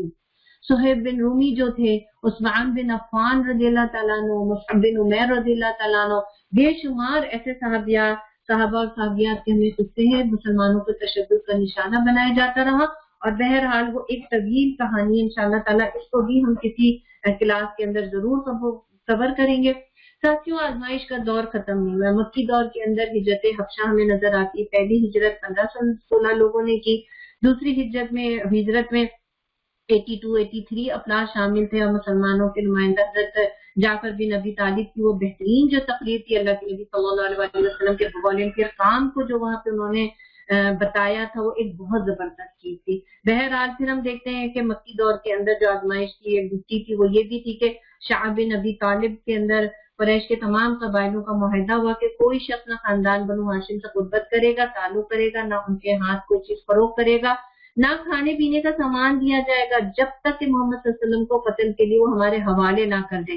یہ معاہدہ کعبے پر آویزہ ہو گیا تھا۔ ادھر کیا صورتحال تھی؟ 3 سال پہاڑ کے درے میں صبر و استقامت کے ساتھ وہ سب محسوس تھے، پتے اور چمڑے کا ٹکڑا کھا کر گزارا ہو رہا تھا، بچوں کے بھوک اور رونے کی آوازیں باہر جاتی تھی۔ بہرحال وہ شعب ابی طالب کا ایک پورا واقعہ، اور اللہ تعالیٰ نے بہرحال وہ معاہدہ خود ہی ختم کرایا، اور وہ سارا سلسلہ پھر عام الحزن ہم دیکھتے ہیں، 2 عظیم مددگار کا اس دنیا سے چلے جانا، ابو طالب اور سیدہ خدیجہ رضی اللہ تعالیٰ عنہ کا، اور پھر بہرحال اللہ کے نبی صلی اللہ علیہ وسلم کا ہم سوچ سکتے ہیں۔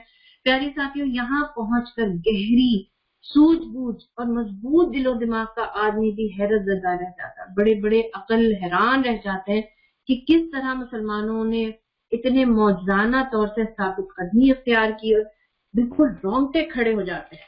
پھر ہم دیکھتے ہیں کہ رسول اللہ صلی اللہ علیہ وسلم کے طائف کے سفر کا واقعہ ہے، اور کس طریقے سے طائف نے بھی یہ بات ثابت کر دیا کہ وہ مکہ سے بھی نااہل ہے، اور جس طریقے سے وہ سارا واقعہ آتا ہے، پھر اللہ کے نبی صلی اللہ علیہ وسلم کے پاس جبرائیل امین پہاڑوں کے فرشتوں کے ساتھ آتے ہیں، پھر اللہ کے نبی نے کس طریقے سے ان کو یہ بات کہی تھی نا کہ نہیں ہو سکتا ان کے آئندہ نسل میں سے کوئی ایمان لے آئے، اللہ کے نبی نے اس چیز کو درگزر کیا۔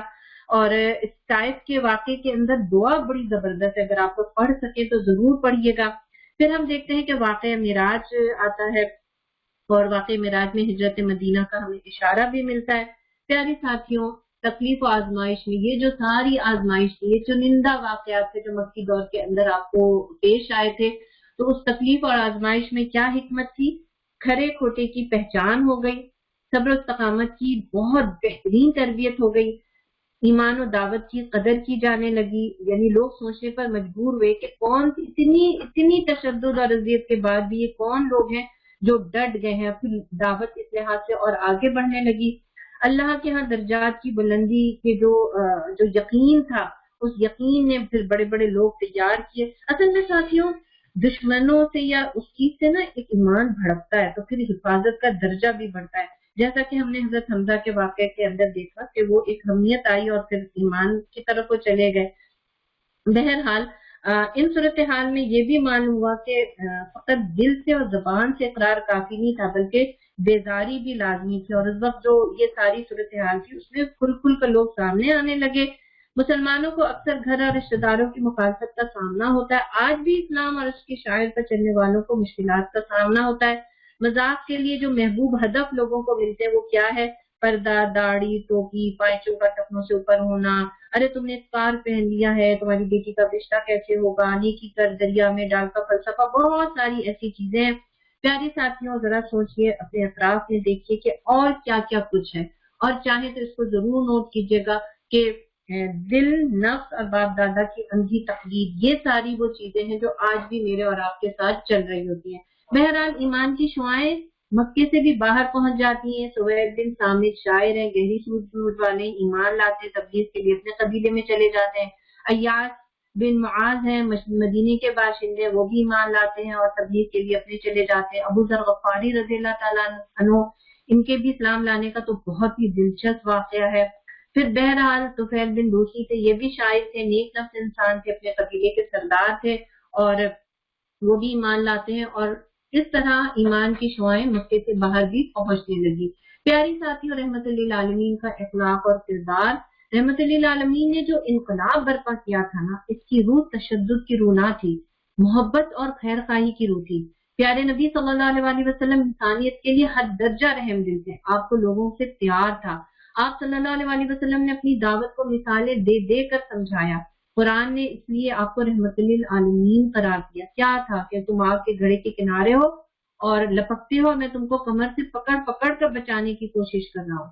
پیاری ساتھیوں، ذرا غور کیجئے، رحمت للعالمین مکے میں اتنا بڑا کام کرتے ہیں، اتنی تکلیفیں برداشت کرتے ہیں، لیکن ایک بھی تشدد کی مثال نہیں ملتی.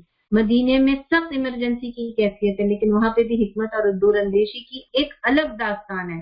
اصل میں دعوت کا سارا دار و مدار اپنی دعوت کی صداقت اور اپنی کردار کی پاکیزگی ہوتی ہے. ساتھیوں، اس کو نوٹ کرنے کی چیز ہے. پیارے نبی نے نہ کسی پر دھوس جمایا، نہ رعونت کی، نہ کسی انسان کو تحقیر کیا. یہی وجہ تھی کہ دشمنوں کے دل تسخیر ہوتے گئے.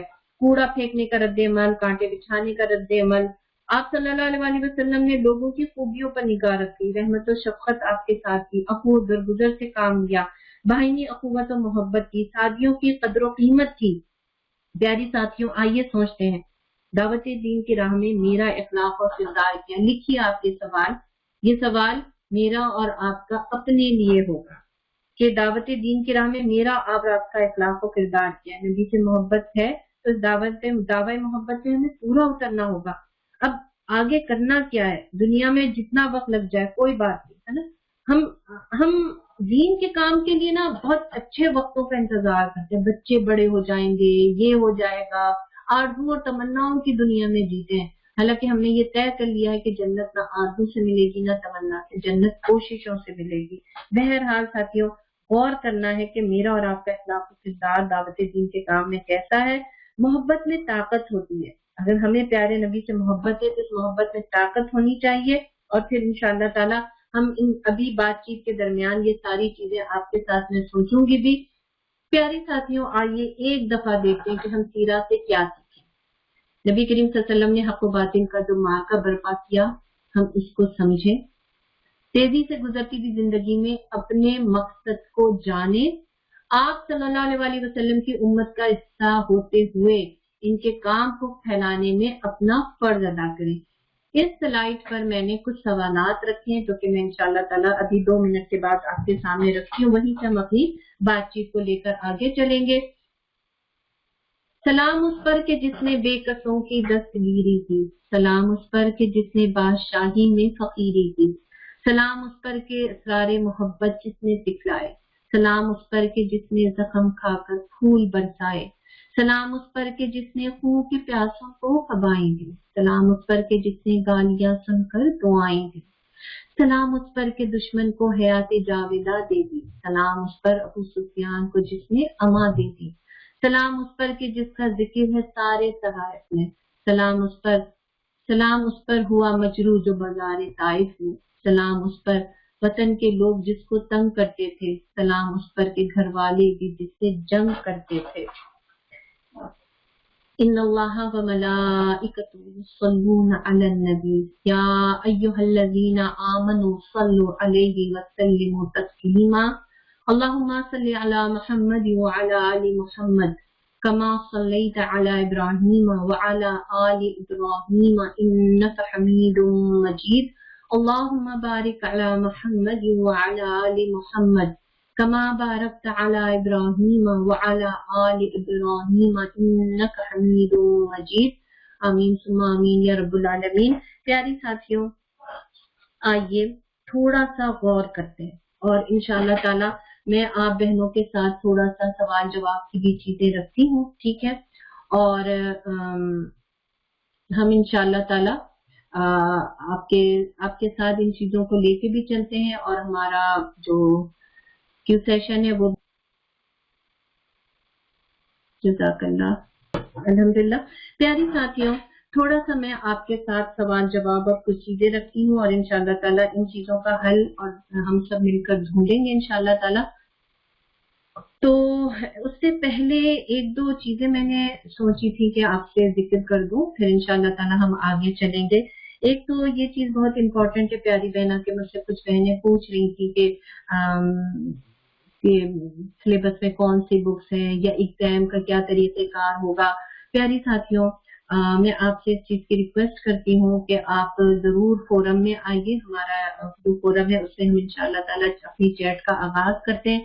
آپ کو جو بھی بات پوچھنی ہے آپ اس فورم کے روم میں آئیے اور وہاں پہ سوال جواب کرتے ہیں. نئی چیز لگے گی لیکن تھوڑا میں بھی سیکھتی ہوں تھوڑا آپ بھی سیکھ لیں. یہی تو موجودہ دور کا چیلنج ہے کہ ہمیں نئی چیزوں کو سیکھنا ہے آگے بڑھنا ہے. تو انشاءاللہ تعالیٰ میں بلکہ اپنی ساتھی فائزہ سے کہوں گی کہ یہاں پہ تھوڑا سا لنک بھی دے دیں. آپ جائیے اور وہاں پہ سیکھے. نہیں آتا ہے تو آپ ہمیں بتائیے انشاءاللہ تعالیٰ ہم آپ کی رہنمائی کر دیں گے کس طرح سے سیکھا جائے. لیکن وہاں پہ آئیے وہاں پہ ہم آپس میں بات چیت کرتے ہیں. جو بھی سوال جواب ہوگا وہیں پہ ہم حل بھی کریں گے. اور رہا ایگزام کی بات میں سچی آپ سے کہتی ہوں اس پریشر سے باہر نکل جائیے. بالکل بالکل باہر نکل جائیے کہ ہم کیا ایگزام ہوگا. پیارے نبی کی سیرہ محبت کا معاملہ ہے سراسر محبت کا معاملہ ہے. بس اس کلاس کو توجہ سے لیجئے. جو باتیں اس میں پوچھی جا رہی ہیں لکھایا جا رہا ہے اس کو بس نوٹ کر لیجئے.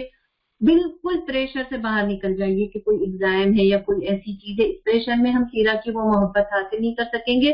تو انشاءاللہ تعالیٰ اس فکر سے آپ آزاد ہو جائیے. میں آپ کو انشاءاللہ گارنٹی دیتی ہوں کچھ بھی ایسی چیز نہیں آئے گی جس سے میں اور آپ پریشان ہو جائیں گے. کچھ بھی نہیں.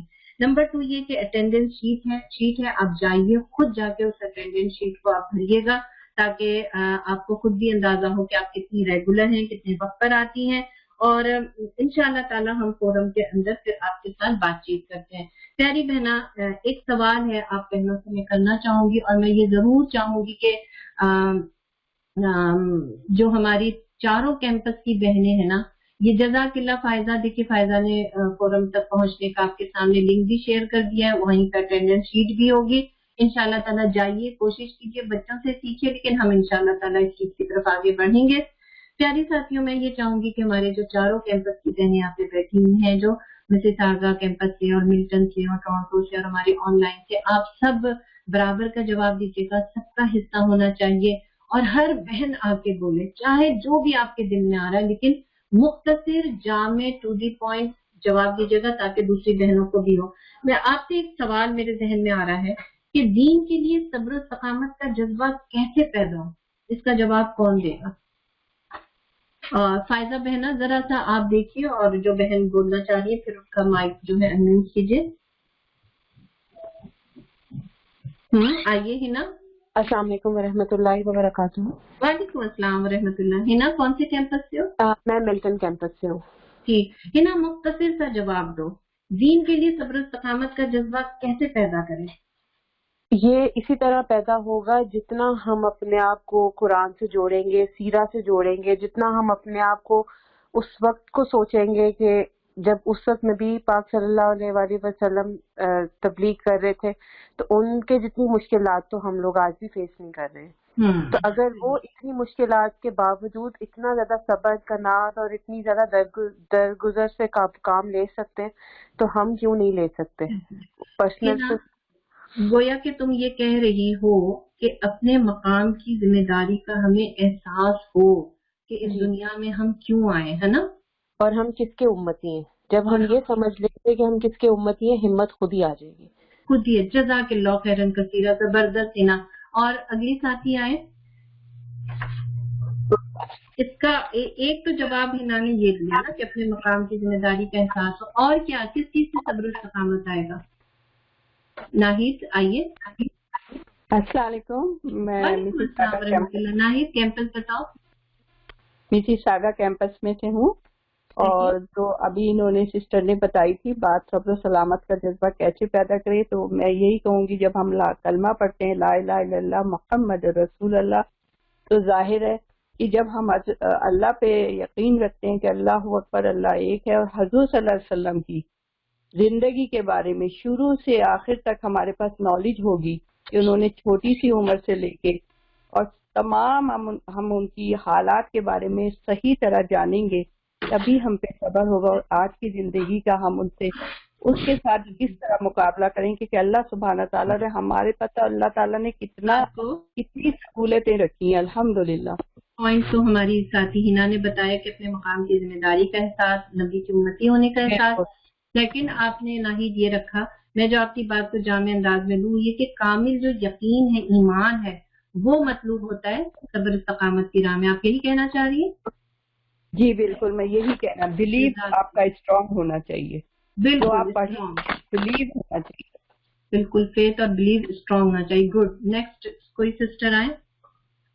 ایک چیز میں اگلے سوال کی طرف جاؤں گی اب انشاءاللہ تعالی۔ ہما ایک سیکنڈ پیاری بہنا، اس میں اور بھی چیزوں کا ہم اضافہ کر سکتے ہیں کہ آخرت پر یقین ہمارے ہو کہ جو بھی آج ہم برداشت کر رہے ہیں بہرحال اللہ دیکھ رہا ہے نا، اصل کامیابی جنت کی طلب ہے، تو یہ چیزیں بھی ہمیں بہت زیادہ اسٹرانگ کرتی ہیں، ہے نا۔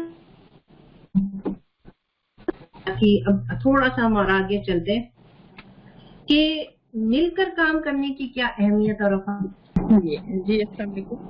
وعلیکم السلام ورحمۃ اللہ۔ نادیہ آگے بات کرو۔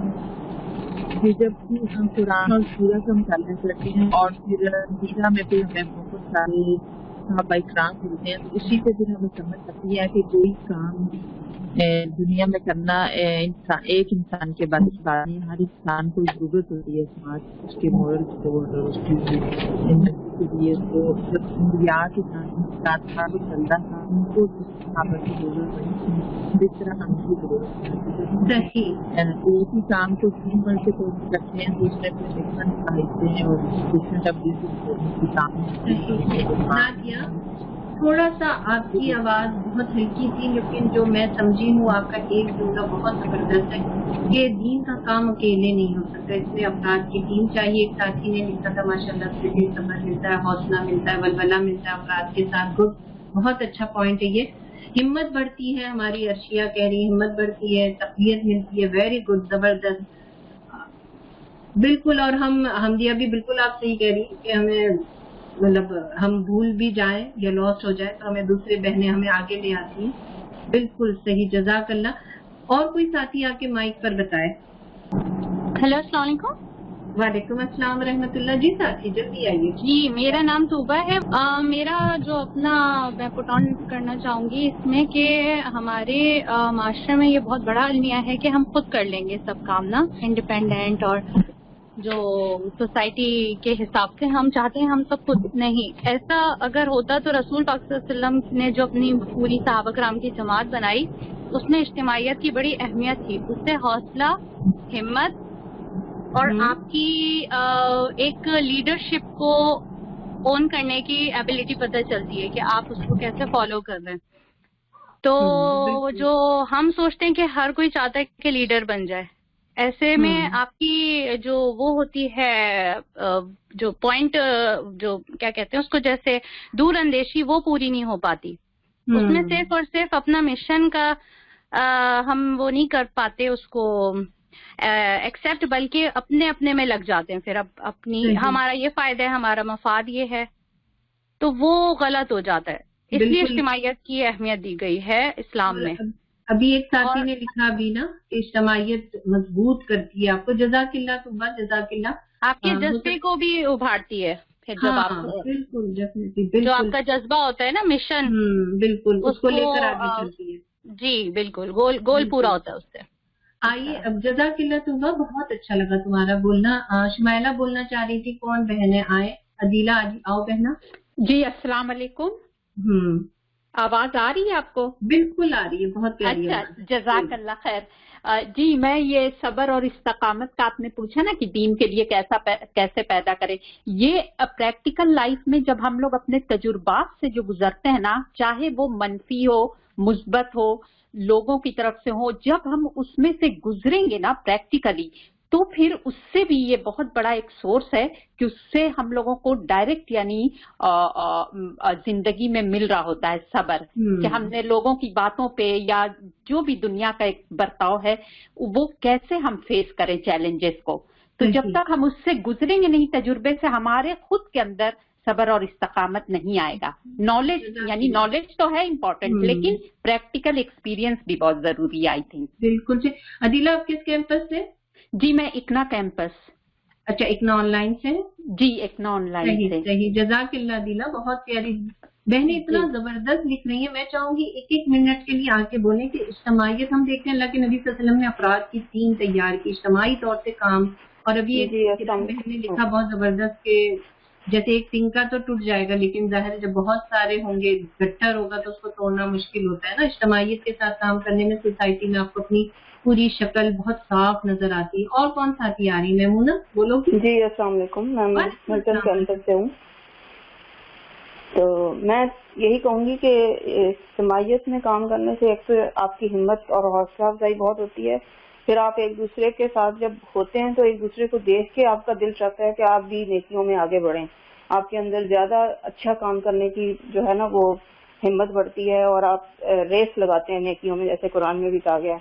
और दूसरा यह है कि आपकी अपनी जो अंदर सलाहियतें हैं वो उजागर होती हैं, आपको पता चलता है कि मैं किस चीज में अच्छी हूँ। वरना आप अगर घर में अकेले रहेंगे तो आपको अपनी समटाइम्स अपनी एबिलिटीज का पता ही नहीं चलता कि हम ये भी कर सकते हैं, हम ये भी कर सकते हैं। कि हम फिर बहुत अंडर एस्टिमेट भी करते हैं, मुझे कुछ नहीं आता। जी बिल्कुल, लेकिन मैं खुद देखती हूँ कि इज्तिमाइयत ऐसा निखारती है, मांझती है कि फिर एक वक्त आता है कि नहीं मैं बहुत कुछ कर सकती हूँ, मेरे पास यही सलाहियत थी जिसे जंग लग रहा था, और इज्तिमाइयत उसे निकाल कर ले आती है और फिर वो काम ले भी लेती है। अल्हम्दुलिल्लाह। हाँ अल्हम्दुलिल्लाह। और फिर हम दूसरों से भी हम ऐसी चीजें सीख लेते हैं जो हमें खुद होता है कि अच्छा ये भी चीज थी, हमें पता ही नहीं था इन चीजों का, तो हम दूसरों से भी लर्न कर लेते हैं बहुत सारी चीजें। और फिर एक जमात से हौसला होता है कि कोई हमें हरा नहीं सकता, और अल्लाह के साथ होने का यकीन ज्यादा पुख्ता हो जाता है।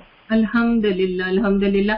और फिर ये है कि एक चीज नजर आती है ना, ये चीज वो सोसाइटी के अंदर एक नाम, एक चीज को नजर आना चाहिए, बिखरी भी चीजें तो फिर वो नहीं होता। और खुशी होती है कि हम एक जमात हैं, वी आर नॉट अलोन। बिल्कुल। शुमैला आप आओ बहना, मेरे ख्याल में इसके बाद आपका नाम है, मैमूना के बाद जज़ाकिल्लाह। अस्सलाम वालेकुम, मैं शुमाइला शान मिल्टन कैंपस से। बस मैं ये बात रखना चाह रही थी कि देखें दीनी कामों में तो है, मगर दुनियावी कामों में अगर हम देखें तो हमें ग्रुप्स में डिवाइड किया जाता है, हमें अकेले कोई चीज़ नहीं दी जाती। वो इस वजह से चाहे क्लास हो या हमारे बच्चों के ग्रुप्स हो के उसमें देखिए अल्लाह ताला ने हर एक को डिफरेंट सलाहियत दी है, हर एक का दिमाग डिफरेंट तरीके से चलता है, किसी में कोई सलाहियत होती है, किसी में कोई सलाहियत। तो जब हम एज अ ग्रुप काम करते हैं तो हम एक दूसरे से सीखते हैं, सब अपने अपने आइडियाज पुट करते हैं। तो हुजूर सल्लल्लाहु अलैहि वसल्लम ने भी हमेशा इस्तिखारा के बाद इस्तिशारा जरूर किया और इज्तिमाइयत पे भी बिलीव किया कि कभी कभी हुजूर सल्लम हालांकि नबी थे मगर कहते थे कि कभी मैं भी गलत हो सकता हूँ, तो तुम लोग मुझे मशवरे दो। तो हम लोग इस चीज से सीरा से ये सीखते हैं कि इज्तिमाइयत से हम एक तो मजबूत होते हैं, दूसरा कभी हम वीक पड़ जाएं तो हमें दूसरा खींच के आगे करे और हम सब एक कॉज के लिए। बस मैं यही कहना चाहती हूँ। जज़ाकल्लाह। बिल्कुल, बहुत प्यारी बात शुमैला, बहुत अच्छा लगा। इज्तिमाइयत एक ताकत होती है, अल्हम्दुलिल्लाह, बिल्कुल बहुत ही प्यारी बात है। और साथियों थोड़ा सा ये बताइएगा, कोई बहन आके बताए, अगली बहन ही बताए कौन है? निघत है। निघत कहाँ से आप? जी मैं miss saga campus. Mrs saga से। निघत, थोड़ा सा बात को आगे लेकर चलते हैं। हमें ये बात तो समझ में आ गई सब्र इस्तकामत दावत की राह में बहुत जरूरी है। हमें ये भी समझ में आ गई कि इज्तिमाइयत की जरूरत अहमियत है। हम अकेले तो वो हौसला भी नहीं मिलता है काम करने के लिए जो इज्तिमाइयत हमसे बड़े बड़े काम ले लेती है ना। थोड़ा सा आगे चलते हैं। ये बताइए प्यारे साथियों के अब हमें करना क्या है, अपने किरदार की हमें गवाही कैसे तैयार करनी है, अपने मिजाज का हमें कैसे जायजा लेना है, क्या करना है? जी एक तो सबसे पहले मैं वही थोड़ा सा इज्तिमाइयत के सिलसिले में एक बार हाँ बिल्कुल रखें आप, अगर पहली बात पे रखना चाहते हैं। हाँ बहुत अच्छी बातें सबने कही, और उसमें सबसे बड़ी चीज इज्तिमाइयत में ये भी कि अपनी तरबियत भी होती है। हमें अपना भी पता लगता है कि हम मतलब हमें कितना सब्र है, कितना हम मिलकर काम कर सकते हैं, या हम दूसरे को किस हद तक मतलब अपने ऊपर तरजीह दे सकते हैं। तो एक तरीके से लीडर को फॉलो करना होता है। और फिर میں اسٹینڈ بھی، اور جیسے ابھی پہلے بہن نے بات کی کہ وہ سب سے بڑی چیز مشورہ جو ہے وہ کی سنت ہے. الحمدللہ. نگہت آپ کی تھوڑی سی آواز ہلکی ہے، لیکن مجھے آپ کی یہ بات کی بہت زیادہ اور بہت اچھے سے سمجھ میں آئی، جو میں باقی بہنوں کے لیے بس ریپیٹ کر دے رہی ہوں کہ آپ نے بہرحال یہ بات رکھی ہے کہ اجتماعیت جو ہے وہ تربیت بھی کرتی ہے، صرف کام نہیں لیتی ہے. اور تربیت کن کن حوالوں سے ہوتی ہے، چلیے اسی چیز کو ہی ہم آگے بڑھاتے ہیں. ہماری اگلی ساتھی آ کے بتائیں کہ کس حوالے سے تربیت ہوتی ہے. بھائی ہم اپنے مزاج کا بھی تو جائزہ لیں، غصہ ہے، تیزی ہے، برداشت نہیں ہے، فیس ری ایکشن آ جاتا ہے، باڈی لینگویج ہماری ایسی ہو جاتی ہے. ان صورتحال کے اندر دعویٰ کیسے ہوگا؟ ہمارا نیبرہڈ ہے، ہماری جاب ہے، ہماری چیزیں ہیں، ہے نا. تو اس چیز کو ہم آگے بڑھاتے ہیں کہ پھر تربیت کے لیے پھر کیا کرنا ہوگا. آئیں اگلی ساتھی سائمہ، آپ ہیں؟ جی السلام علیکم، میرا نام سائمہ آصف ہے، میں ملٹن کیمپس سے ہوں. میں تھوڑا سا اجتماعی طاقت اور جو دوسرا آپ نے اگلا بولا اس کے بارے میں یہی بولوں گی کہ اگر ہمیں اچھے لوگوں کا ساتھ ہوگا اور ہم ان کے ساتھ آگے بڑھیں گے تو آف کورس ہمارے اندر آگے بڑھنے کا ایک بہترین جوش اور عزم ہوگا. ہم ایک دوسرے کو دیکھ کر، ان کی اچھے کاموں کو دیکھ کر نیکیوں میں ہم آگے بڑھنے کی کوشش کریں گے. اور اگر اچھے لوگ ہمارے ساتھ ہوں گے تو بعض دفعہ ہوتا ہے کہ ہمارے ذہن میں ہم کچھ اور انڈرسٹینڈ کر رہے ہوتے ہیں لیکن وہ صحیح نہیں ہوتا. تو جو اچھے دوست ہوتے ہیں وہ ہمیں اپنا مخلصانہ مشورہ دے کر ہمیں اس چیز سے روکتے بھی ہیں. کبھی شکست ہو تو اس سے بھی ہمیں حوصلہ ملتا ہے آگے دوستوں کے ساتھ اپنے. اور دعویٰ کرنے کے لیے یہ ہے کہ سب سے پہلے ہمیں اپنے اخلاق کو ایک بہترین مثال بنانا ہے. اپنا بیہیویئر ہر ایک کے ساتھ ایسا رکھنا ہے کہ لوگ ہمیں دیکھ کر ہماری مثالیں، ہمارے ایکٹ کو یاد رکھیں. پھر ہمیں یاد رکھنا ہے رسول اللہ صلی اللہ علیہ وسلم اور ان کے ساتھیوں کو کیا کیا مشکلات پیش آئی تھی. اس سے ہمیں تو کیا آ رہی ہوتی مشکلات؟ کوئی مشکل نہیں ہے ہمیں میری بہن، ہم نے تو بہت زیادہ ہوا بنا زندگی کی، اتنی عیاشیوں اور سکون اور پیس ماحول کے اندر ہے کہ اللہ تعالیٰ پتہ نہیں پھر ہم سے ایسا نہ ہو کہ دگنا ہی حساب کرے کہ کیا کیا تم نے. تھوڑا سا اور آگے بڑھتے. انفرادی دعویٰ آج کل ظاہر ہے کووڈ کی وجہ سے سب کچھ آن لائن ہو رہا ہے. اکنا سسٹر کا جو آؤٹ ریچ ڈپارٹمنٹ ہے یا سیوک انگیجمنٹ کا ڈپارٹمنٹ ہے نا، ہمارے سوشل سروسز ہیں. بہرحال بہت زیادہ ایکٹیولی ہم باہر نہیں نکل کے کام کر سک رہے ہیں، لیکن بہت ساری تجاویز اور چیزیں ہیں جو آن لائن اب الحمدللہ ہو رہی ہیں. اس سلسلے میں پیاری ساتھیوں تھوڑا سا بتائیے کہ اب انفرادی دعویٰ کس طریقے سے ہو سکتا ہے؟ آپ کے ذہن میں کیا ہے؟ ناہید آگے لے کر چلو گفتگو کو کہ انفرادی دعویٰ میں کیا کیا چیزیں آ سکتی ہیں. السلام علیکم ورحمۃ اللہ وبرکاتہ. وعلیکم السلام. سوری، مجھے انفرادی کا مطلب آپ بتا دیں. انڈیویجل طریقے سے اب کووڈ کی وجہ سے تو باہر نہیں نکل کے کر پا رہے نا، تو اب کیا کرنا چاہیے؟ اوکے، انڈیویجل لیول پہ کس طرح سے کام کو آگے بڑھائیں. جی تو الحمدللہ آئی تھنک اگر ہمیں، جیسے آپ نے پہلے بھی بولا، اگر ہمیں وہ ویژن ہے اور ہمیں وہ اگر صلاحیتیں ہیں، ایوری پرسن ہیز ڈفرینٹ ایبیلٹیز، لیکن اگر ہم سب کے الگ الگ ایبیلٹیز کے بارے میں سوچ کر اور اپنے اندر جو صلاحیت ہے ان کو ہم ابھاریں. جیسے انڈیویجول لیول پہ different things I feel we can do it کہ ہم لوگ ہمارے ہی نیبرہڈ میں، کیونکہ ہر ایک کا ایک نیبرہڈ ہوتا ہے اور ہر نیبرہڈ میں ہم لوگ الگ الگ طرح کے لوگ رہتے ہیں. نان مسلمس بھی رہتے ہیں، بوڑھے بھی، لائک اولڈ ایج بھی رہتے ہیں.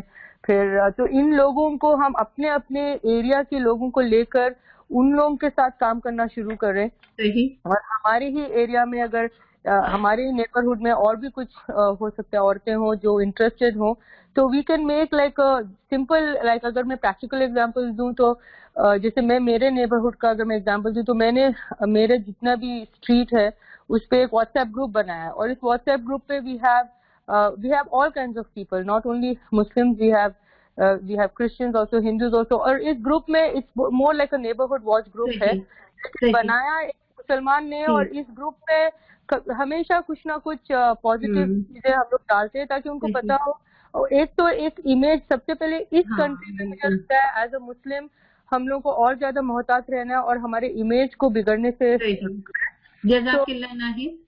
جی مجھے تمہاری بات سے یہ بات سمجھ میں آ رہی ہے کہ تم نے جو تجاویز دی ہمیں وہ یہ تھا کہ ہم سوشل میڈیا کا ایک اچھا استعمال کر سکتے ہیں. یہاں پہ بہنیں کہہ رہی ہیں، ہمیں ایک بہن نے لکھا گروسری کرتے وقت ہم ظاہر ہے किसी को आगे बढ़ा देना, ओल्ड एज के लोग हैं या कोई बच्चे वाली है ना, हम अपने स्टाइल से, अपने बॉडी लैंग्वेज से उन्हें एक अच्छा पैगाम दे सकते हैं।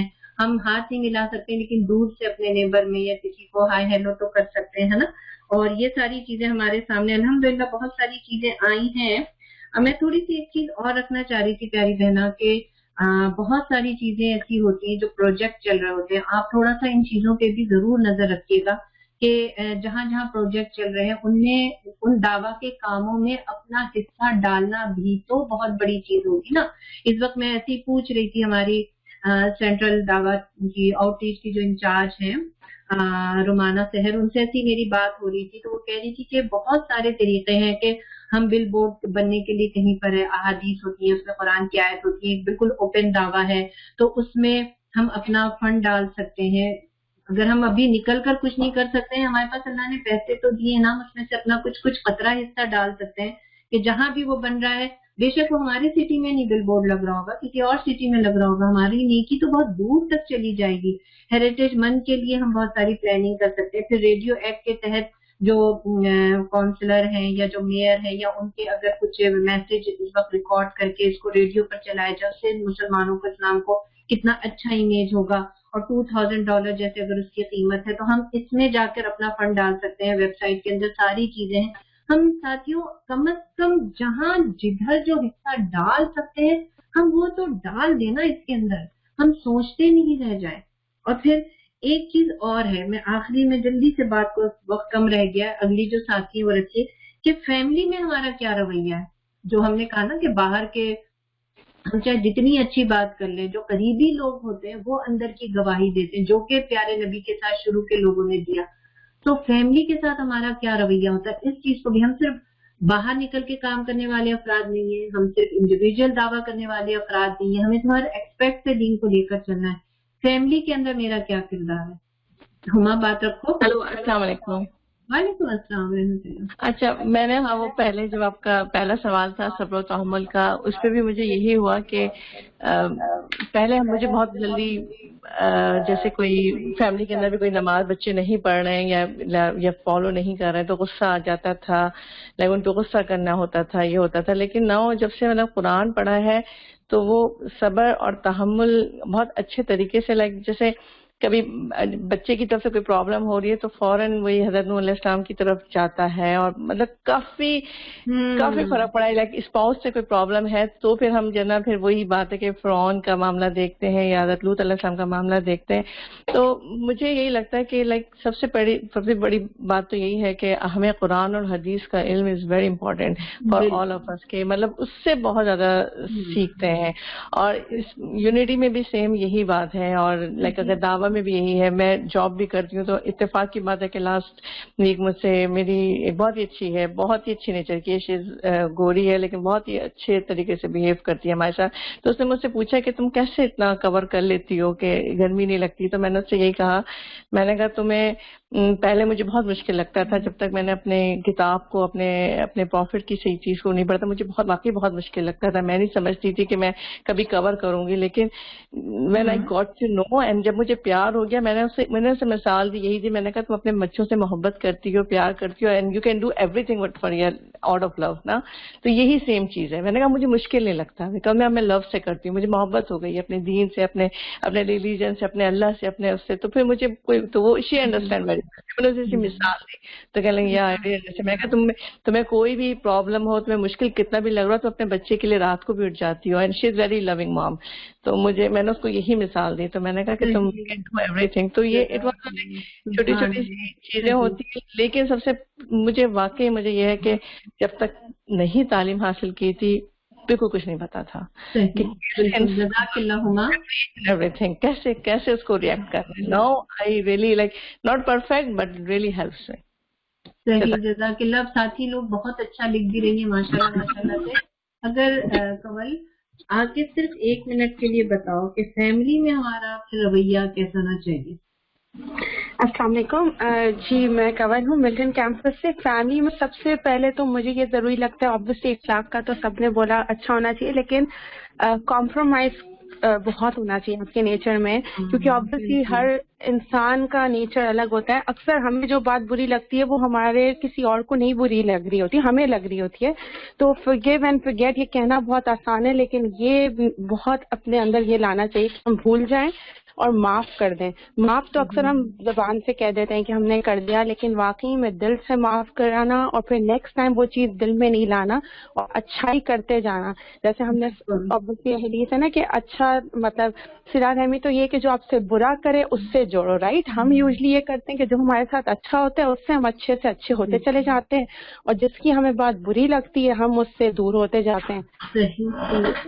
پیاری ساتھی، جزاک اللہ خیرن کثیرہ. یقینی طور سے بہنوں کا بہت کچھ بولنے کو دل چاہ رہا ہوگا، اور اللہ تعالیٰ آپ کی وہ دل کی تڑپ اور چیزوں کو بھی قبول فرمائے. لیکن پیاری اور عزیز ساتھیوں، ہمیں اپنی بحیثیت مسلمان اپنا رویہ گھر کے اندر بھی بہت اچھا لگتا ہے. پہلی گواہی تو گھر سے آئی تھی، ہے نا. جھنجھلاہٹ، غصہ، رشتوں کو توڑنا، اپنی پسند پہ چلنا، اپنی بات پہ اڑے رہنا، یہ وہ چیزیں جو ہمارا بحیثیت دائی کردار کو بہت خراب کرتے ہیں. اور پھر ہم انفرادی دعویٰ بھی اس وقت کووڈ-19 کی صورتحال کے اندر ہم کر سکتے ہیں کہ ہم گروسری اسٹور جاتے ہیں، کسی کو پہلے موقع دے دیں، بزرگوں کو یا بچے والی کو آگے کر دیں. ہم تینوں ہوٹل جاتے ہیں، چیزیں لیتے ہیں، کافی لیتے ہیں، وہاں پر ہم دیکھتے ہیں کہ آپ کیسے کرنا ہے نا. ہم اپنے نیبرہڈ میں پڑوسیوں کو ہائے ہیلو دور سے تو کر سکتے ہیں. پھر اگر اللہ نے ہمیں مال دیا ہے تو ہم اپنا مال پھر دعویٰ کے ان کاموں میں لگا سکتے ہیں جہاں پہ بہت دور تک ہماری نیکی ہماری گواہی دے گی. جیسا کہ میں نے آپ کو بتایا کہ اس وقت آپ دیکھیے کہ آؤٹ ریچ بل بورڈ کے بارے میں کام کر رہا ہے، ہیریٹیج منتھ کے بارے میں کام کر رہا ہے، ریڈیو ایکٹ میں جو انٹرویوز ہوں گے یا جو بھی چیزیں میسج ہوں گے اس پر کام کر رہا ہے. جہاں جدھر جیسے جو اپنا حصہ ڈال سکتا ہے وہ اس میں ڈالے. کیوں ہم سیرہ اس لیے پڑھ رہے ہیں کہ نبی کریم صلی اللہ علیہ وسلم نے حق و باطل کا جو مارکا برپا کیا اس کو ہم سمجھیں، اس میں اپنا پورا انڈیویجول حیثیت سے یا کلیکٹیو حیثیت سے ہم اپنا حصہ ڈالیں. تیزی سے گزرتی ہوئی زندگی میں اپنے مقصد کو جانے وقت بہت تیزی سے پاس ہو جائے گا، بہت تیزی سے ہم پھر رہیں گے بھی نہیں اس دنیا میں. تو تیزی سے گزرتی ہوئی زندگی میں اپنے مقصد کو پہچانے، آپ صلی اللہ علیہ وسلم کی امت کا حصہ ہوتے ہوئے ان کے مشن، ان کے کام، ان کے مقصد کو پھیلانے میں اپنا فرض ادا کریں. وما علینا الا البلاغ. پیاری ساتھیوں، اللہ تعالیٰ سے بہت دعا ہے کہ اللہ تعالیٰ ہمیں اس چیز کا حق ادا کرنے والا بنا دے. رخ مصطفیٰ ہے وہ آئینہ کہ ویسا دوسرا آئینہ، نہ ہماری بزم خیال میں نہ دکان آئینہ ساز میں. وما علینا الا البلاغ. السلام علیکم ورحمۃ اللہ وبرکاتہ. اللہم صلی علی محمد وعلی آل محمد. آمین ثم آمین. السلام علیکم ورحمۃ اللہ.